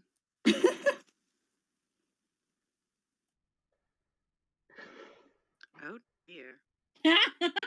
No judging is occurring. Although Jack will just watch her just pound down this beignet. kind of impressed, honestly. Like, damn, that was something. Phineas is in his car, and it's like my judging senses are tingling. Phineas is just so desperate to judge Louise that he can do it at a distance. He just like my Telepathically sense. judging. Alright. So if Louise judging sense is tingling. Jack, Louise, if there is anything you guys like to do, please Is there anything else you'd like to do? No, I've got the beignets and coffee for Wolf. I've got hot chocolate for me and beignets for me. And then Jack's got enough beignets for when I eat mine. I'll probably stuff my face with his. So, okay. Which I would like Jack to mention he got her some too and be like, hey. I kind of wanted to look for an actual olive branch to push the metaphor. Oh my god. Oh. So if it's cool with you guys, just rip off a branch of a tree. Okay. All right. Beth? We're ready for the car, Beth. Okay, ready for the car. I was going to go ahead and ask Flower if she would like to transition and if we can get the boxing. Head over to the boxing. Yeah, we can go. I'm not ready for this accent. Let's fucking go. Hey, man. Okay. Hold on. Wait, Beth, what car are we getting into? Tony's, Don't You are judge getting me into for the Tony's. shitty accent that's about to come out of my mouth, everybody. Thank God. Okay, so I'm doing my best. Set the scene. All right. So we're going to transition to the Orpheum Boxing Club. Oh my God. And we're going to be on the second floor as Wolf comes up onto the second floor where most of the training and the stuff goes down. Hold on. Did y'all hear my apology about the accent that's coming? Yeah. Okay, good. I just want to make sure because Discord was doing the red. So, Wolf, I would like to see a spot hidden roll so you can see what's going on the second floor. All right, first roll with these dice. Let's see how it goes. For those in the crowd, yes, I, Dragonflower, playing 2 characters. You should update your name. Oh my God, fine. I'll do it in a second. I rolled a 38. All right. I passed because I have a 60. Yes.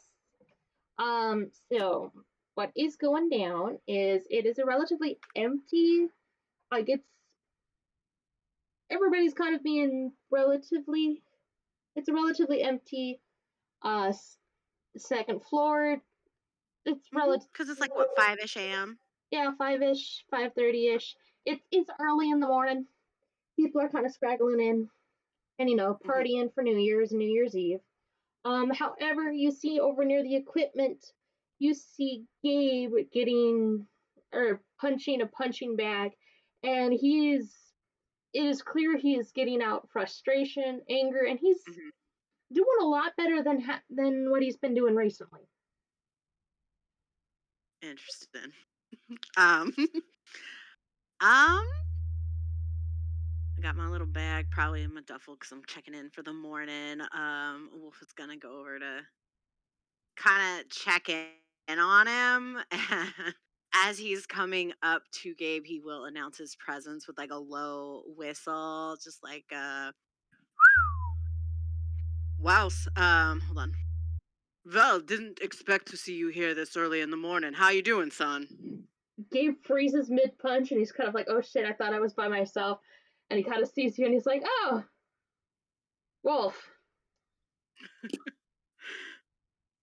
You're never here this early. It's a nice surprise. Just getting out some frustration, that's all. Well, whatever frustrated you, it's, your punch was looking real good. You should tighten up your elbow a little bit more.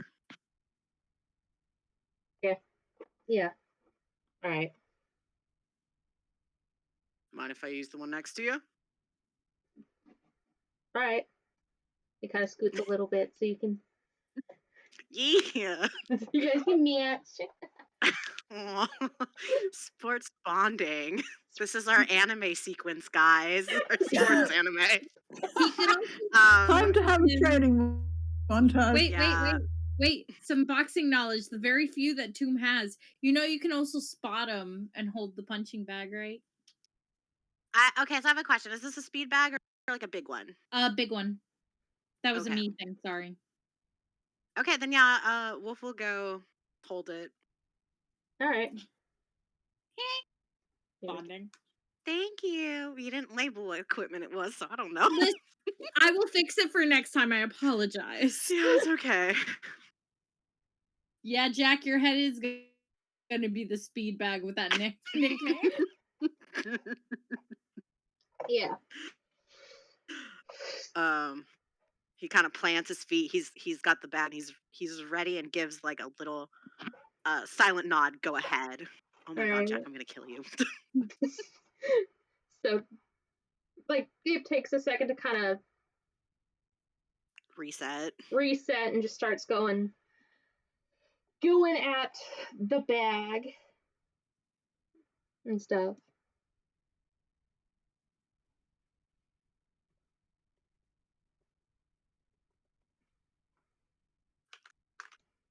It's a little clear that he's still getting out those frustrations.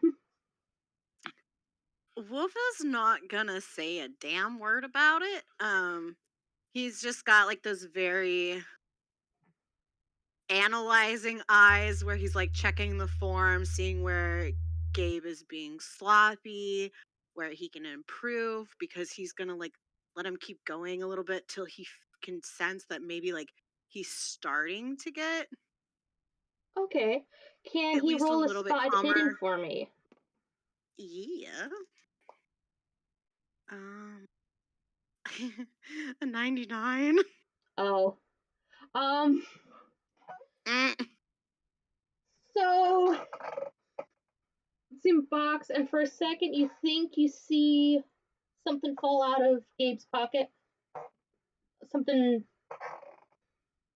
fall out of his pocket and fall to the floor. Ooh. So I see that it falls out, or it looks like it looked like it fell out for a second, but then you look again and it's in his pocket.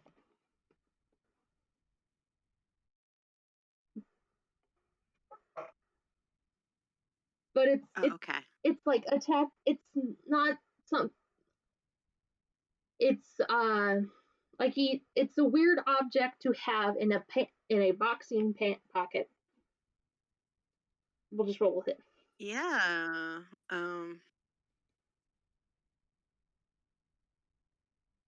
He's gonna be like, tuck in a little bit more. You're getting sloppy on the left side. So, you're here early. What are you mad about? You're only here this early when you're mad. He kind of forces a little bit of a laugh. He's like,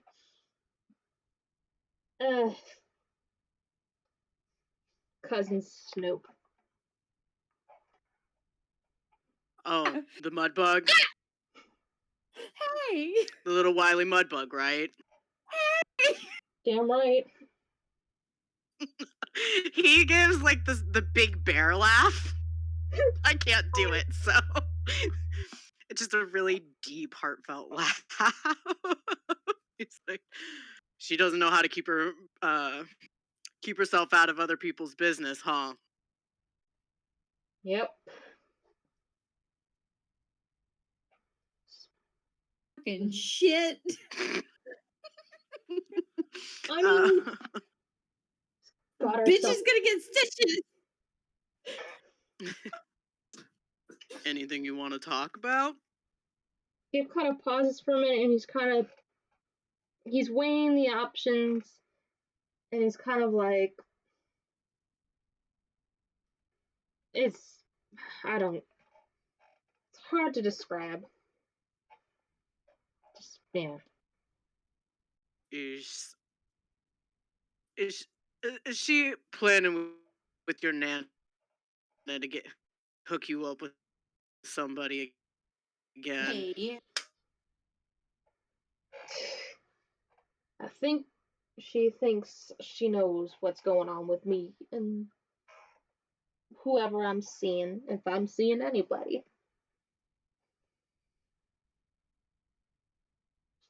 Do you want her to know? No, not really. She tends to blab, Well, and I don't like that. It's not helpful. And so he kind of punches bag a little bit harder. That's it. Take it out on the bag, not her face. Your Nana wouldn't like that much. No, she wouldn't.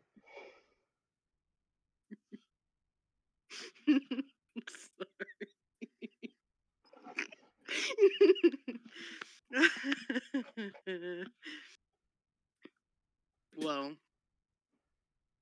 I'm not gonna tell your Nana, but do you have somebody? Your head's not been in the game lately.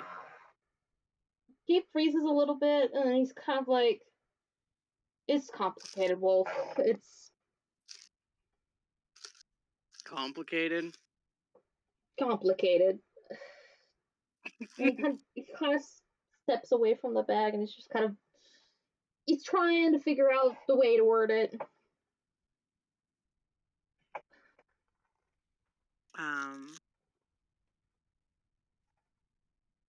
Is it girl related? Not girl related? Yeah, Do you maybe not run the right way on the baseball diamond? No, swinging the other way? Yes. he looks at you, and he's just like, I think he was trying to say, what the hell were you saying? And he's just kind of like, Huh? and he kind of shakes his head, and he's like, I guess it's girl trouble. I don't know. You know how some girls be. They get all the money in the world but no sense.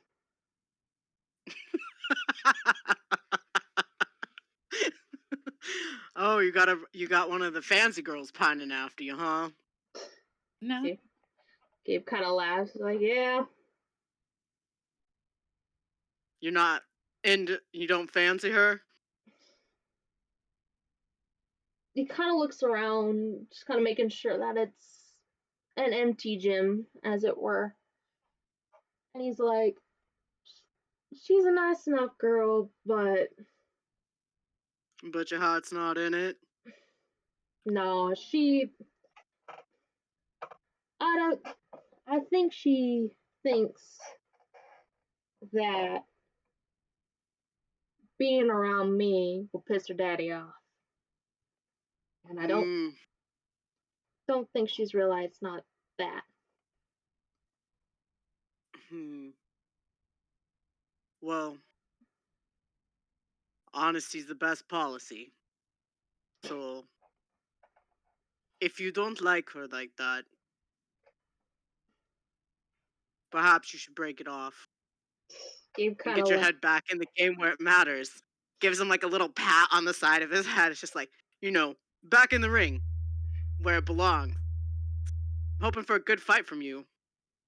Gabe kind of brushes away the pat, and he kind of shakes his head. He's like, dames are complicated, Wolf. It's not as simple as Don't that. I know it? And he starts to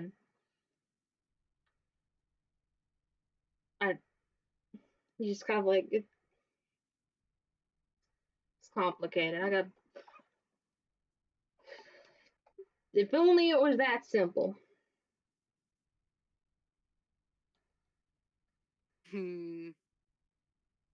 Well, I don't know what's bothering you, but perhaps it's not as complicated as you're making it out to be.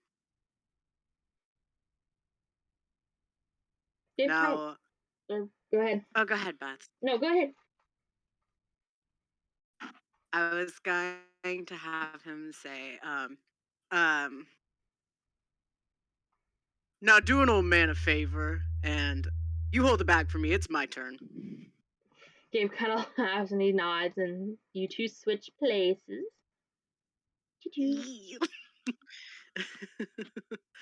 Better hold tight, son. I'm not gonna hold back. Do your worst, old man. Oof. He's gonna give another laugh and then do like a little hop to hop from foot to foot, and then he's gonna start going. Do you want to roll fighting brawl to? Yeah, see if I'm in the zone today. Yeah, in the zone. I am very much not. For as high as his brawl skill is, I rolled a 97. 97. I don't know that these are his dice. Maybe I should have used one of the other sets. All right, let's see. Okay, we got that. But so thankfully, when your first swing goes wide, Gabe's able to duck out of the way. Damn! You didn't stretch, old man. Well, like I said, caught me by surprise being here this early. Guess I forgot.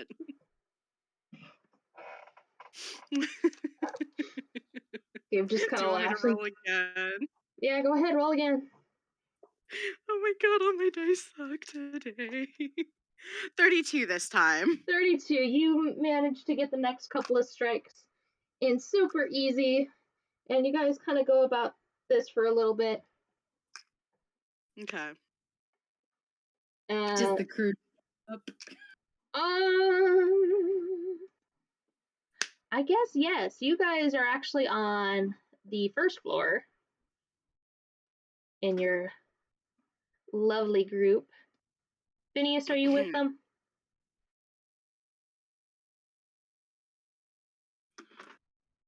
Phineas? Didn't they leave on their car?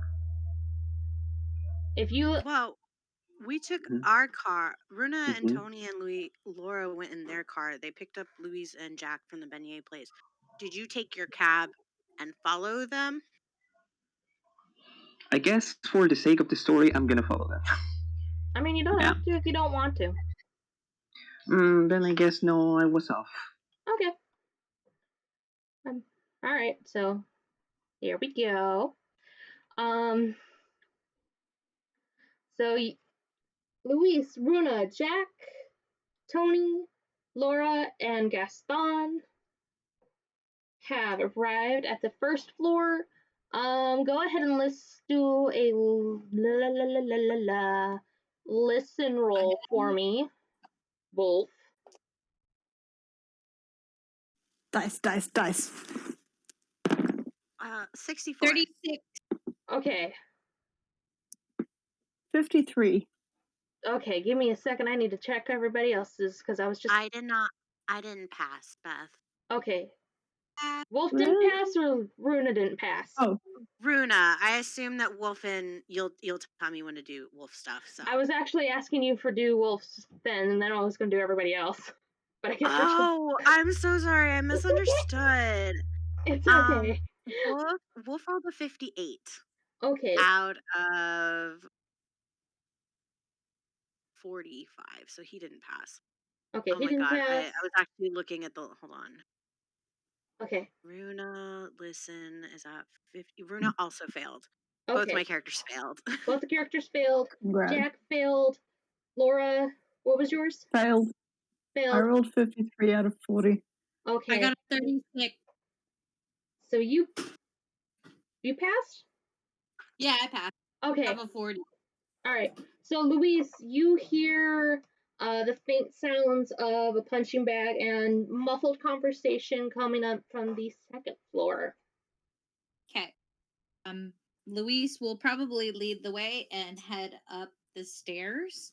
And she probably knows Wolf enough not to spook him. So as she's going up the stairs, she'll give like a little whistle. Okay. Wolf, roll another listen check for me. I rolled a 7. You hear it, and you also hear footsteps of more than one person. Oh no, I'm getting mobbed. Gabe kind of stops and he kind of shakes his head and he's like, I'm going to head to the showers and stuff. And so I've been here a while. Does Wolf, is Wolf able to turn around and see the group and see his cousin before he runs off to the showers? Pretty much. Given where he's at, and given that he heard the whistle, he knows. Okay. He knows somebody's coming, and he doesn't want to be in there right now. Though you want me to hold them off? I mean, there's no exits. Well, he's not entirely sure who it is just yet. So he's just gonna go hide out in the showers and hope it's not. Yeah, but the way he said I'm gonna go hide out in the shower implies that whoever Gabe is seeing or hearing, he doesn't like it. So that's why he's offering it. He knows Gabe enough to be like, all right, like, cool. I would appreciate it, but kind of mumbles the rest. Well, you better go get cleaned up so you can sneak out the back while I keep him distracted. He gives you a grateful look, and then he heads off into the shower. Like, to give context, he can't sneak out the back without getting to the stairs, and there's no way to sneak past the stairs, so good luck with that. You are underestimating his ability to sneak.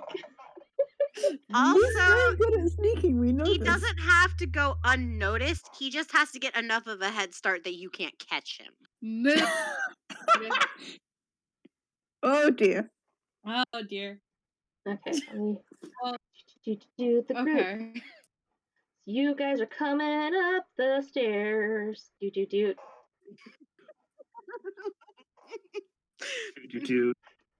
Got my box of beignets. This is gonna be funny. Do. Especially if I make it into the shower. Wolf's gonna go back to kind of just, now that he's warmed up a little bit, he's gonna keep doing his thing. All right. Keeping like an ear out for this group. Okay.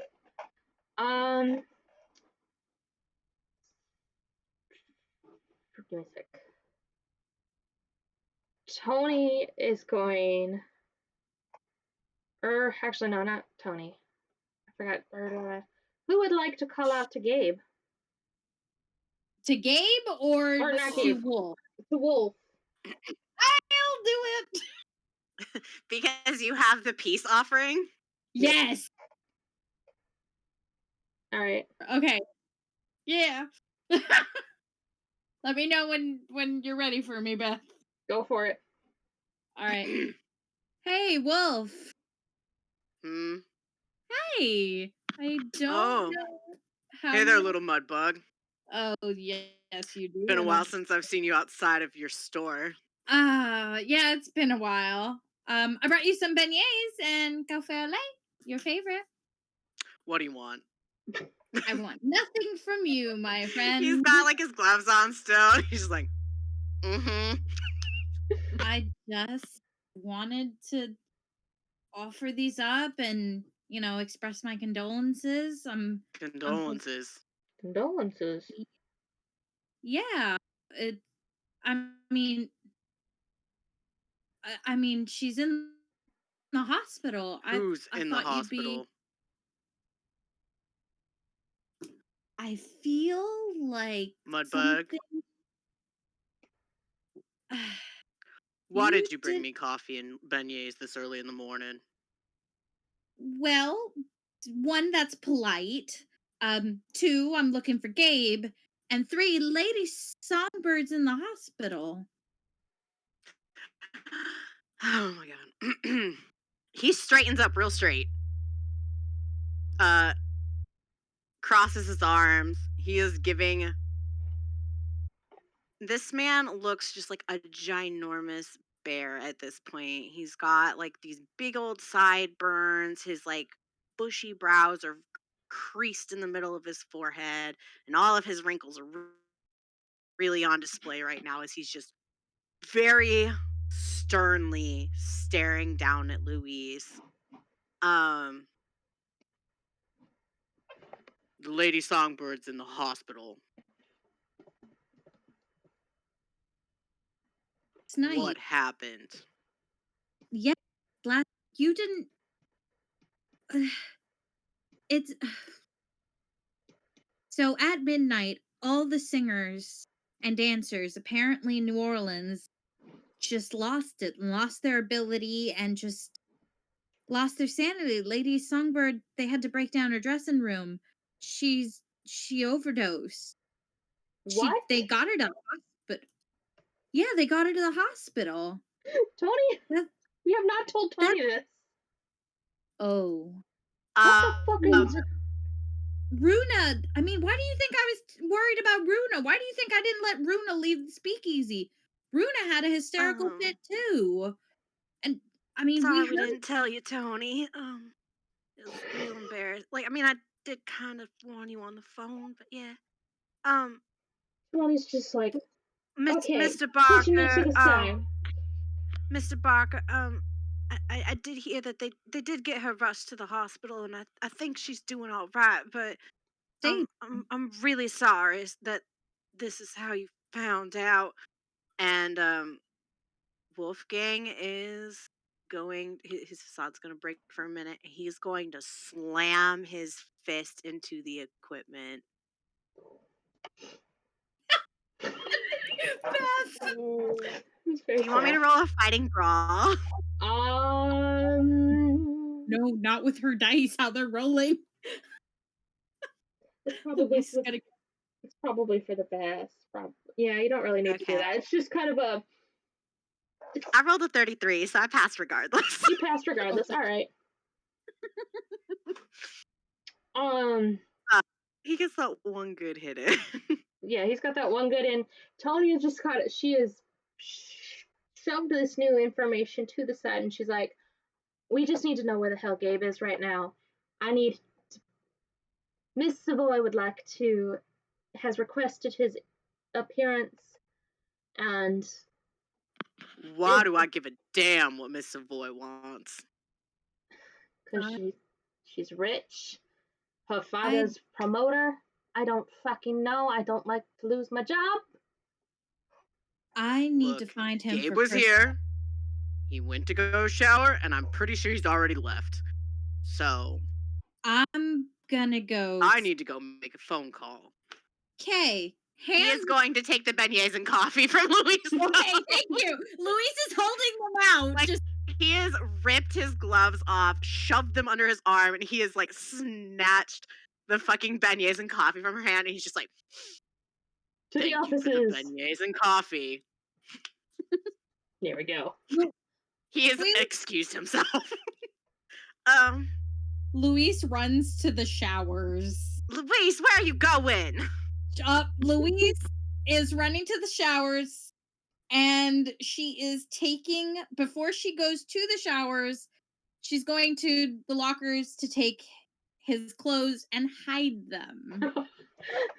Does she have to make like any sort of check to find them? Yes. Spot hidden.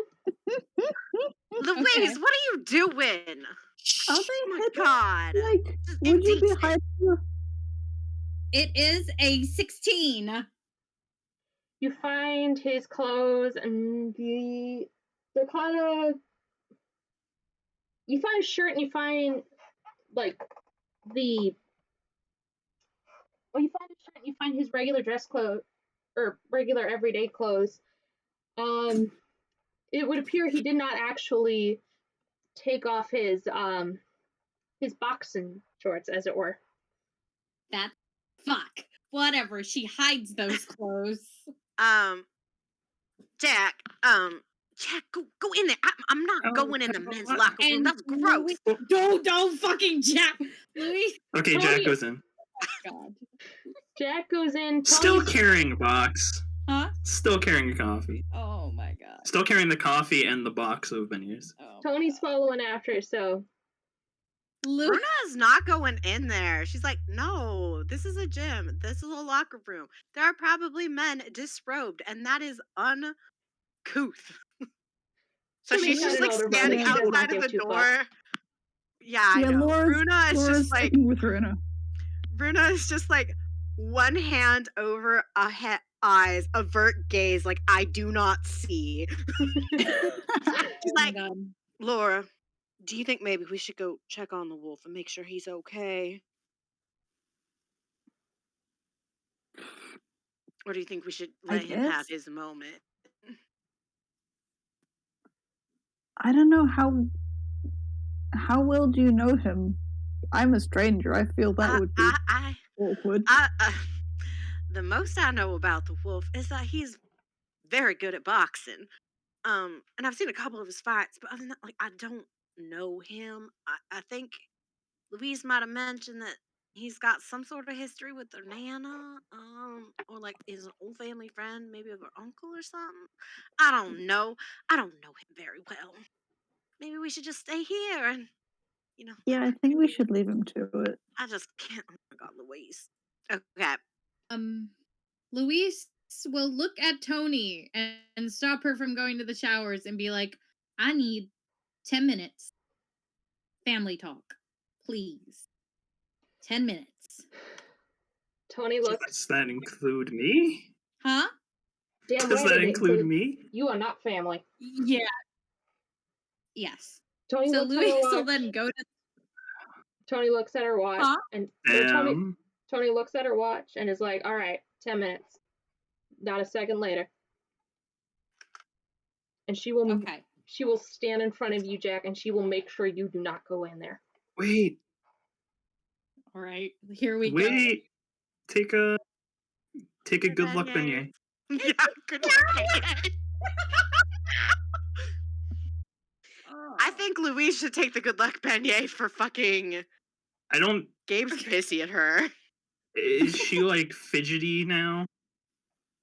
Louise? Yeah, she's a little fidgety. Jack just puts it in her mouth.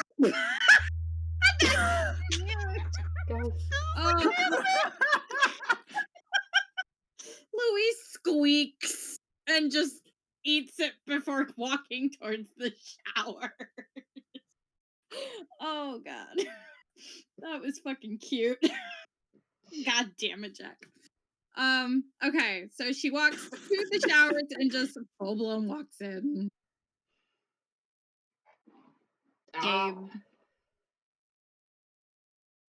Why the fuck are you in the showers? Because I know you're here and I gotta talk to you.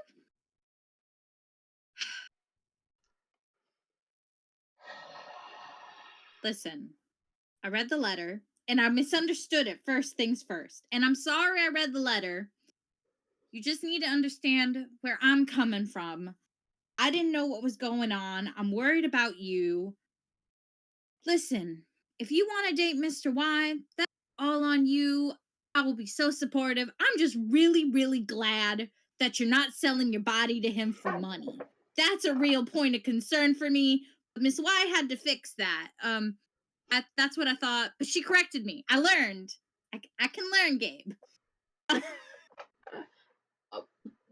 Because I really did think that, you got so desperate for money that you were just, selling your body. And you're better than that. You got a great future. You're talented. And I look up to you. And I'm just, listen, I want to help you. I don't know what this paramour thing is, but I just want to help you, Gabe. And I know something big's gonna happen with the fight. I don't know if you can tell me about it. I don't know if you can. I want to help you. Your family. He started off very confused, very concerned, and then now he's kind of gotten, because it was a roller coaster of information. Yeah, so he kind of stares at you for a little bit, and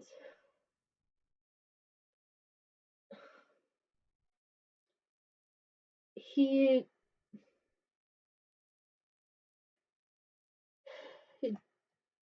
trying to collect himself, and then he just kind of shakes his head and he's like, Lou, I don't know if you'd believe me if I told you. We're family. We're family. We're always supposed to believe each other. And, you believed in me, and I've always believed in you. So just tell me how I can help you. Tell me what's going on. Gabe sighs and he's like,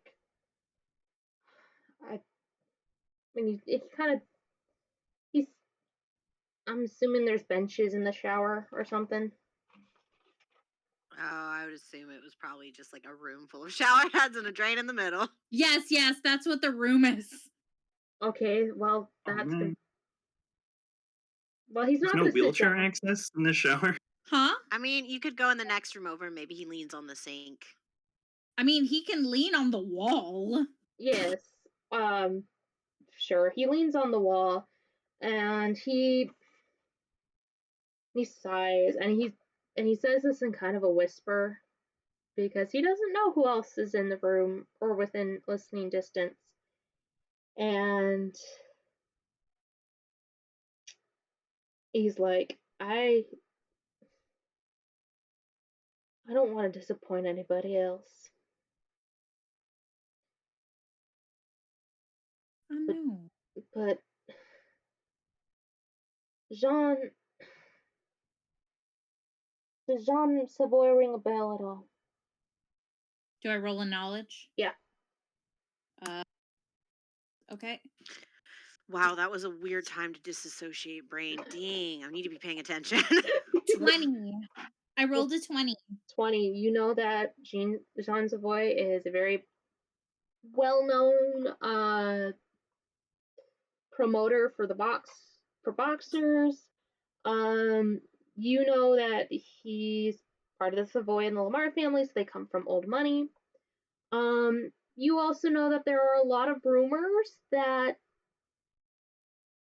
those that say those rumors don't exactly stay in the city for very long, that there are some mob connections. And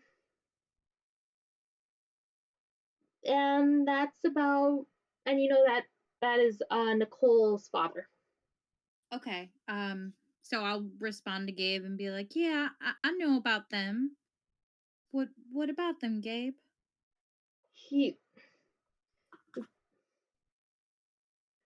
hasn't told me what he wants for this fight with Wolf. And I don't know. Is he the one having you fix the fight? He tenses, and then he kind of releases a little bit, and kind of that relief that he didn't actually have to say that.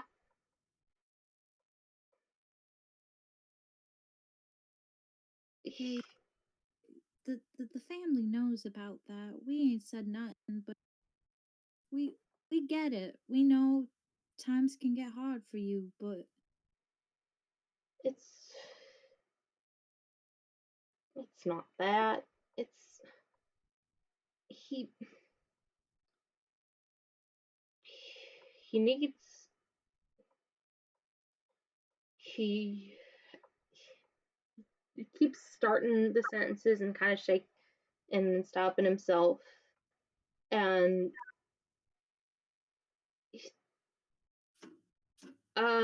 roll psychology for me real quick. yes I can. Let me see. Dice. I rolled an 18. All right. That was such a good laugh. No, because I'm like, please give me a good, like, mentally, I'm looking at my newt. Listen, every time I roll, I stare at the newt and I go, give me a good number. And it's like, oh fuck, I got an 18. I'm so happy. Yes. Okay, so you can tell that he is struggling to try and form into words, because it seems like he's wanting to say more in relation to the fixing fights and the times being tough and stuff like that, but he can't get himself to say the words. It's kind of like one of those, like, stopping himself, for lack of a better word. Yeah. Okay. Thing is, this would technically be persuasion. I want to roll it. Well, you tell me, Beth, if I roll whatever I roll, but she'd probably be like, listen, we're family and family don't judge. I ain't gonna say nothing. But remember what Nana says? Sometimes keeping it in just makes things worse. Just tell me what's going on, and we can fix this together. We can get through this, helping each other out. You don't gotta be fighting alone. What's that boxing term you used to tell me when we were kids? Tag me in? Come on, Gabe. That would be your persuade.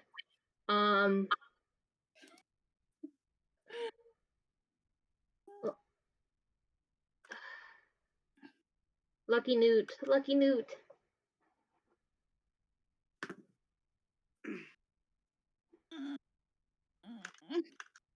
I got a 28. Okay.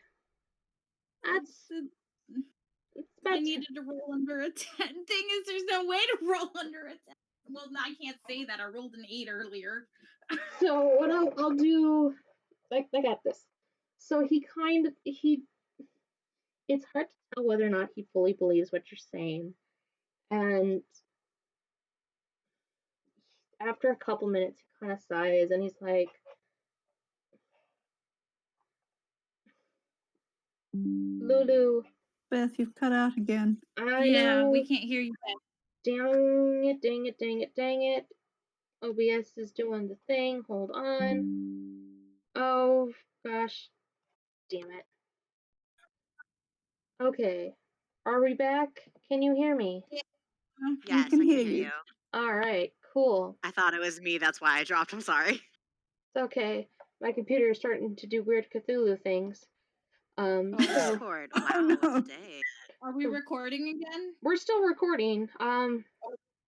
It says it's still recording the whole thing. So we'll just cut that. Just cut that part in editing. It's okay. Okay. So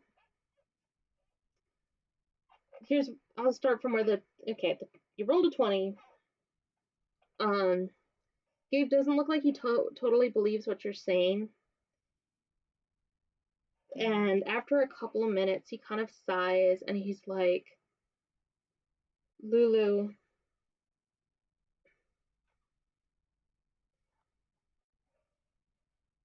I don't want to put Yvonne in danger. I really like him. But I know that it wouldn't work out. And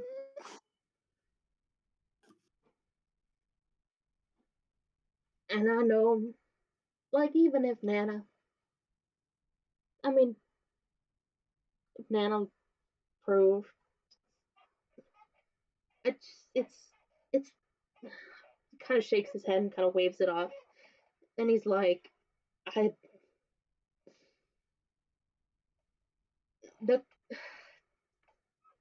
was Jean Savoy. He needs me to make sure that his daughter doesn't get in trouble. And she happens to like getting in trouble. And she thinks that hanging out with me and using me as arm candy, she's pissing off her folks and she's rebelling or whatever. Kind of like how Uncle Bruno used to talk about how that's how Dad rebelled, was instead of being a Catholic, he went crazy. Yeah. Something like that. I don't think she has any idea that Dad set her up.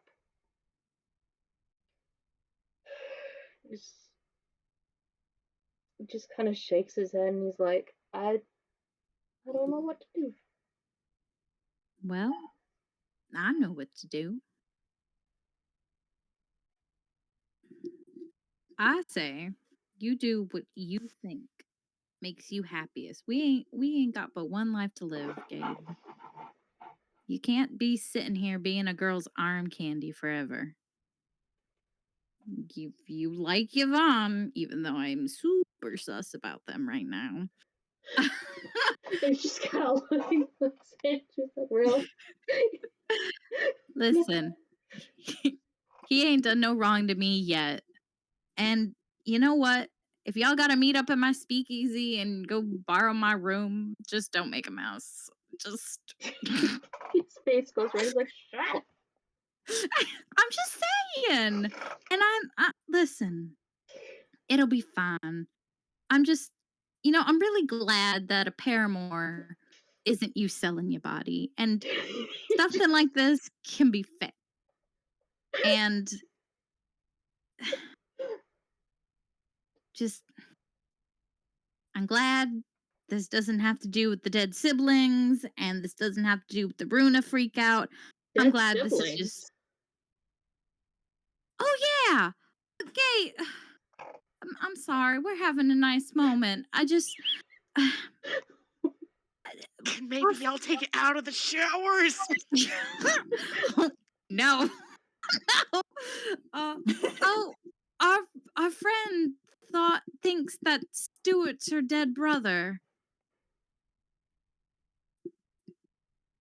Huh. Rolls of psychology. Can I roll psychology? Roll it.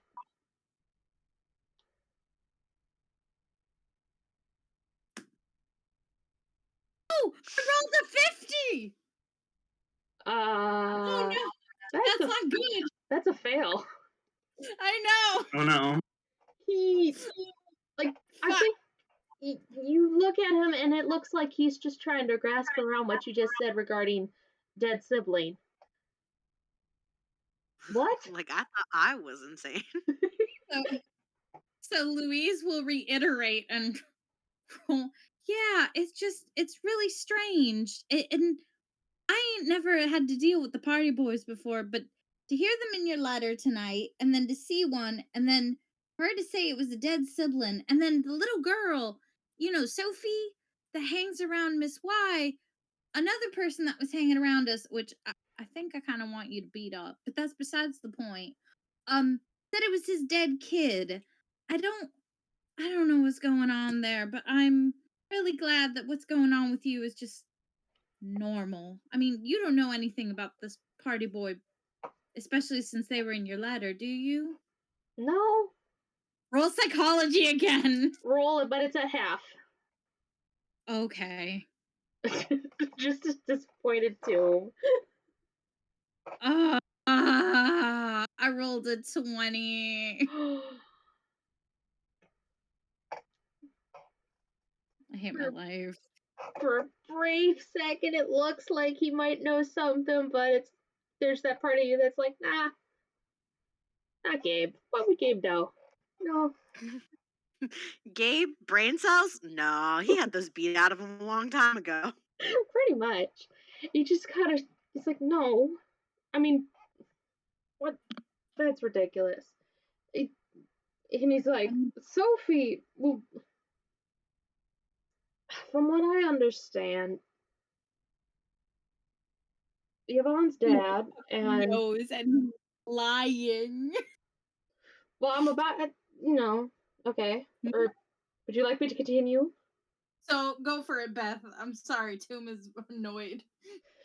Well, Gabe's just like, I don't know what you're talking about regarding the party boys, and he's like, Sophie's the adopted daughter of the Saganos. Yvonne said that his father was out of town, and there had been a gunfight, and he was there, and when they were, doing the cleanup, they found the poor girl clinging to life.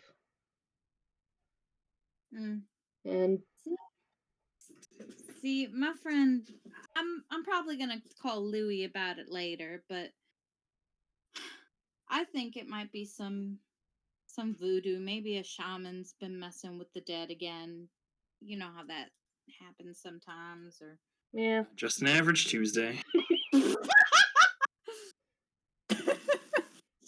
But Louis, Louise kind of shrugs. I'll call Louie and Nana about it. I'm just glad you're not involved in any of that.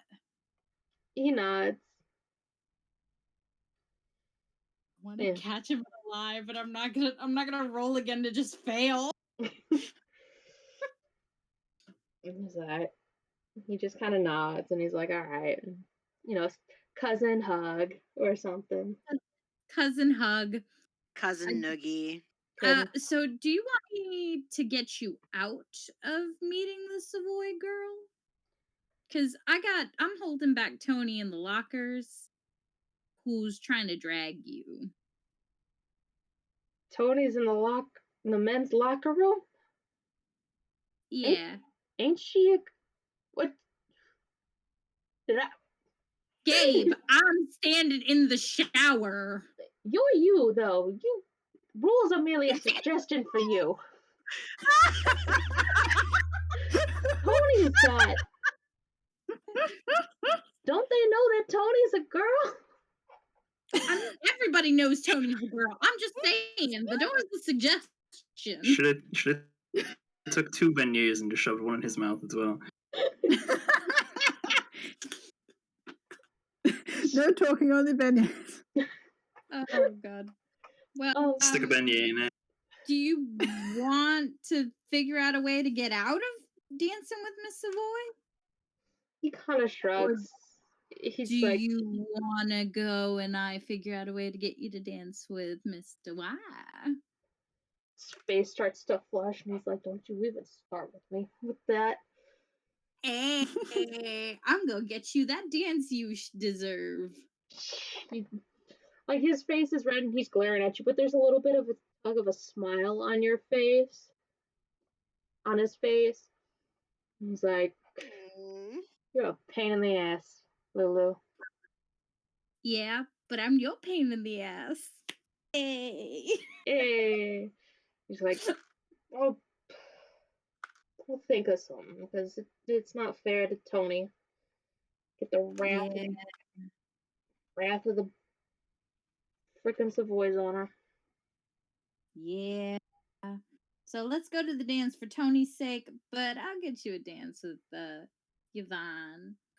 Do I get to start calling him that? Yvonne? Gabe's just kind of deadpan, just kind of shaking his head. Punch her in the shoulder, Gabe. No one will fault you, Gabe. Gabe, it's just like, I'm too tired to deal with this shit. One. Right in the shoulder. Gabe, just tease her back with Drac. That's all you need to do. Yeah, this is true. Gabe just kind of looks at you and is like, you know that little golden retriever that keeps following you around still has to get approved by Nana, right? I have no idea what you're talking about. Jack, sweetie. Beignet, please.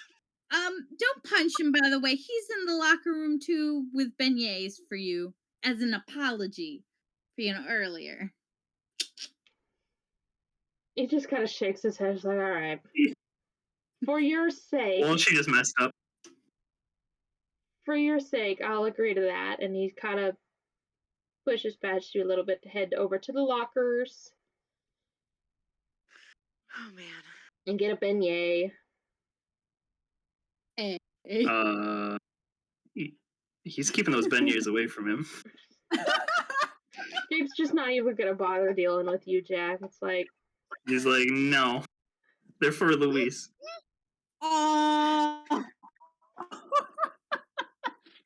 Runa's loudly gonna be like, are they almost done in there? Did they kiss and make up? No, we're still kissing. What? Gabe's gonna come out and is like, it is awful. Tony can barely keep them apart. I'm not doing anything! The jerk! Wait, what just happened? So... You're not actually kissing me! Don't be saying lies! Tony's gonna come out and she's just gonna have this deadpan of like, I don't care what anybody said. It's true. I just want to go. Wait, they said what about Tony? Tony's just is coming out of the locker room with this deadpan straight face of like, I'm not going to argue or say anything contradictory to whatever Gabe said. I just want I didn't hear what Gabe said. Sorry. Oh, Gabe said, oh yeah, Tony's having difficulty keeping them apart. Oh, okay. Runa's just gonna be like, really? Already? Oh my. In a locker. Oh, girl. Yes. And Gabe, honey. Did you? Yes, Miss Runa. You gonna be okay, darling? He kind of shrugs softly a little bit, and he's like, I'll manage. I hope so. You gotta stick around a little bit longer, honey. I mean, you gotta. You know I'm not real good at pouring drinks, but I would like to pour you a victory shot after your fight with Mr. Wolf. Kind of chuckles softly, and he's like, that would be nice. And Tony's gonna look at you, Runa, and she's gonna be like, she's gonna check her watch, and she's gonna be like, Runa, have you gotten anything to eat or something? And I'm gonna need you to roll a sanity check, Runa. Ooh. Oh no. Okay. Runa. Oh wait, I was like, I'm gonna roll wolf dice. No, I gotta roll. Jack, go shove a beignet in her mouth. I rolled a 3. Okay, you're good. You get this weird feeling of like you need to dance or sing or do something, but you're able to brush it aside. And if start like kind of bouncing again, or like tapping my foot, getting impatient, kind of thing. You're able to push that feeling aside, and you're, if you are hungry or tired, you can actually go ahead and remedy that. I mean, I had some bar snack, but I'll give it that. Gabe. Louise let it slip about the Lady Songbird to Wolf. And he hasn't come out of the office. And you're more his friend than any of us are, and you might want to go talk to him. Gabe nods, and he's like, all right, I will, let me go talk to him. And then he heads over to the coach's offices, and I think that's going to be a good spot for us to end the session. I say we all just follow him over there. Louise at least walks out of the locker room red-faced, being like, no, we didn't kiss. Stop it. All right, so we will call that the session. No heaven necking in the locker room. We did it! Disgusting, Yeah. Louise. Come on, Louise. Girl, I'm real proud of you. Look at you blossoming into a beautiful magnolia. I haven't even kissed it. No. The actor shoves another banana in her mouth. She's like, stop talking. Alright, and with that, we shall end the session. Hurrah, hooray. Yay!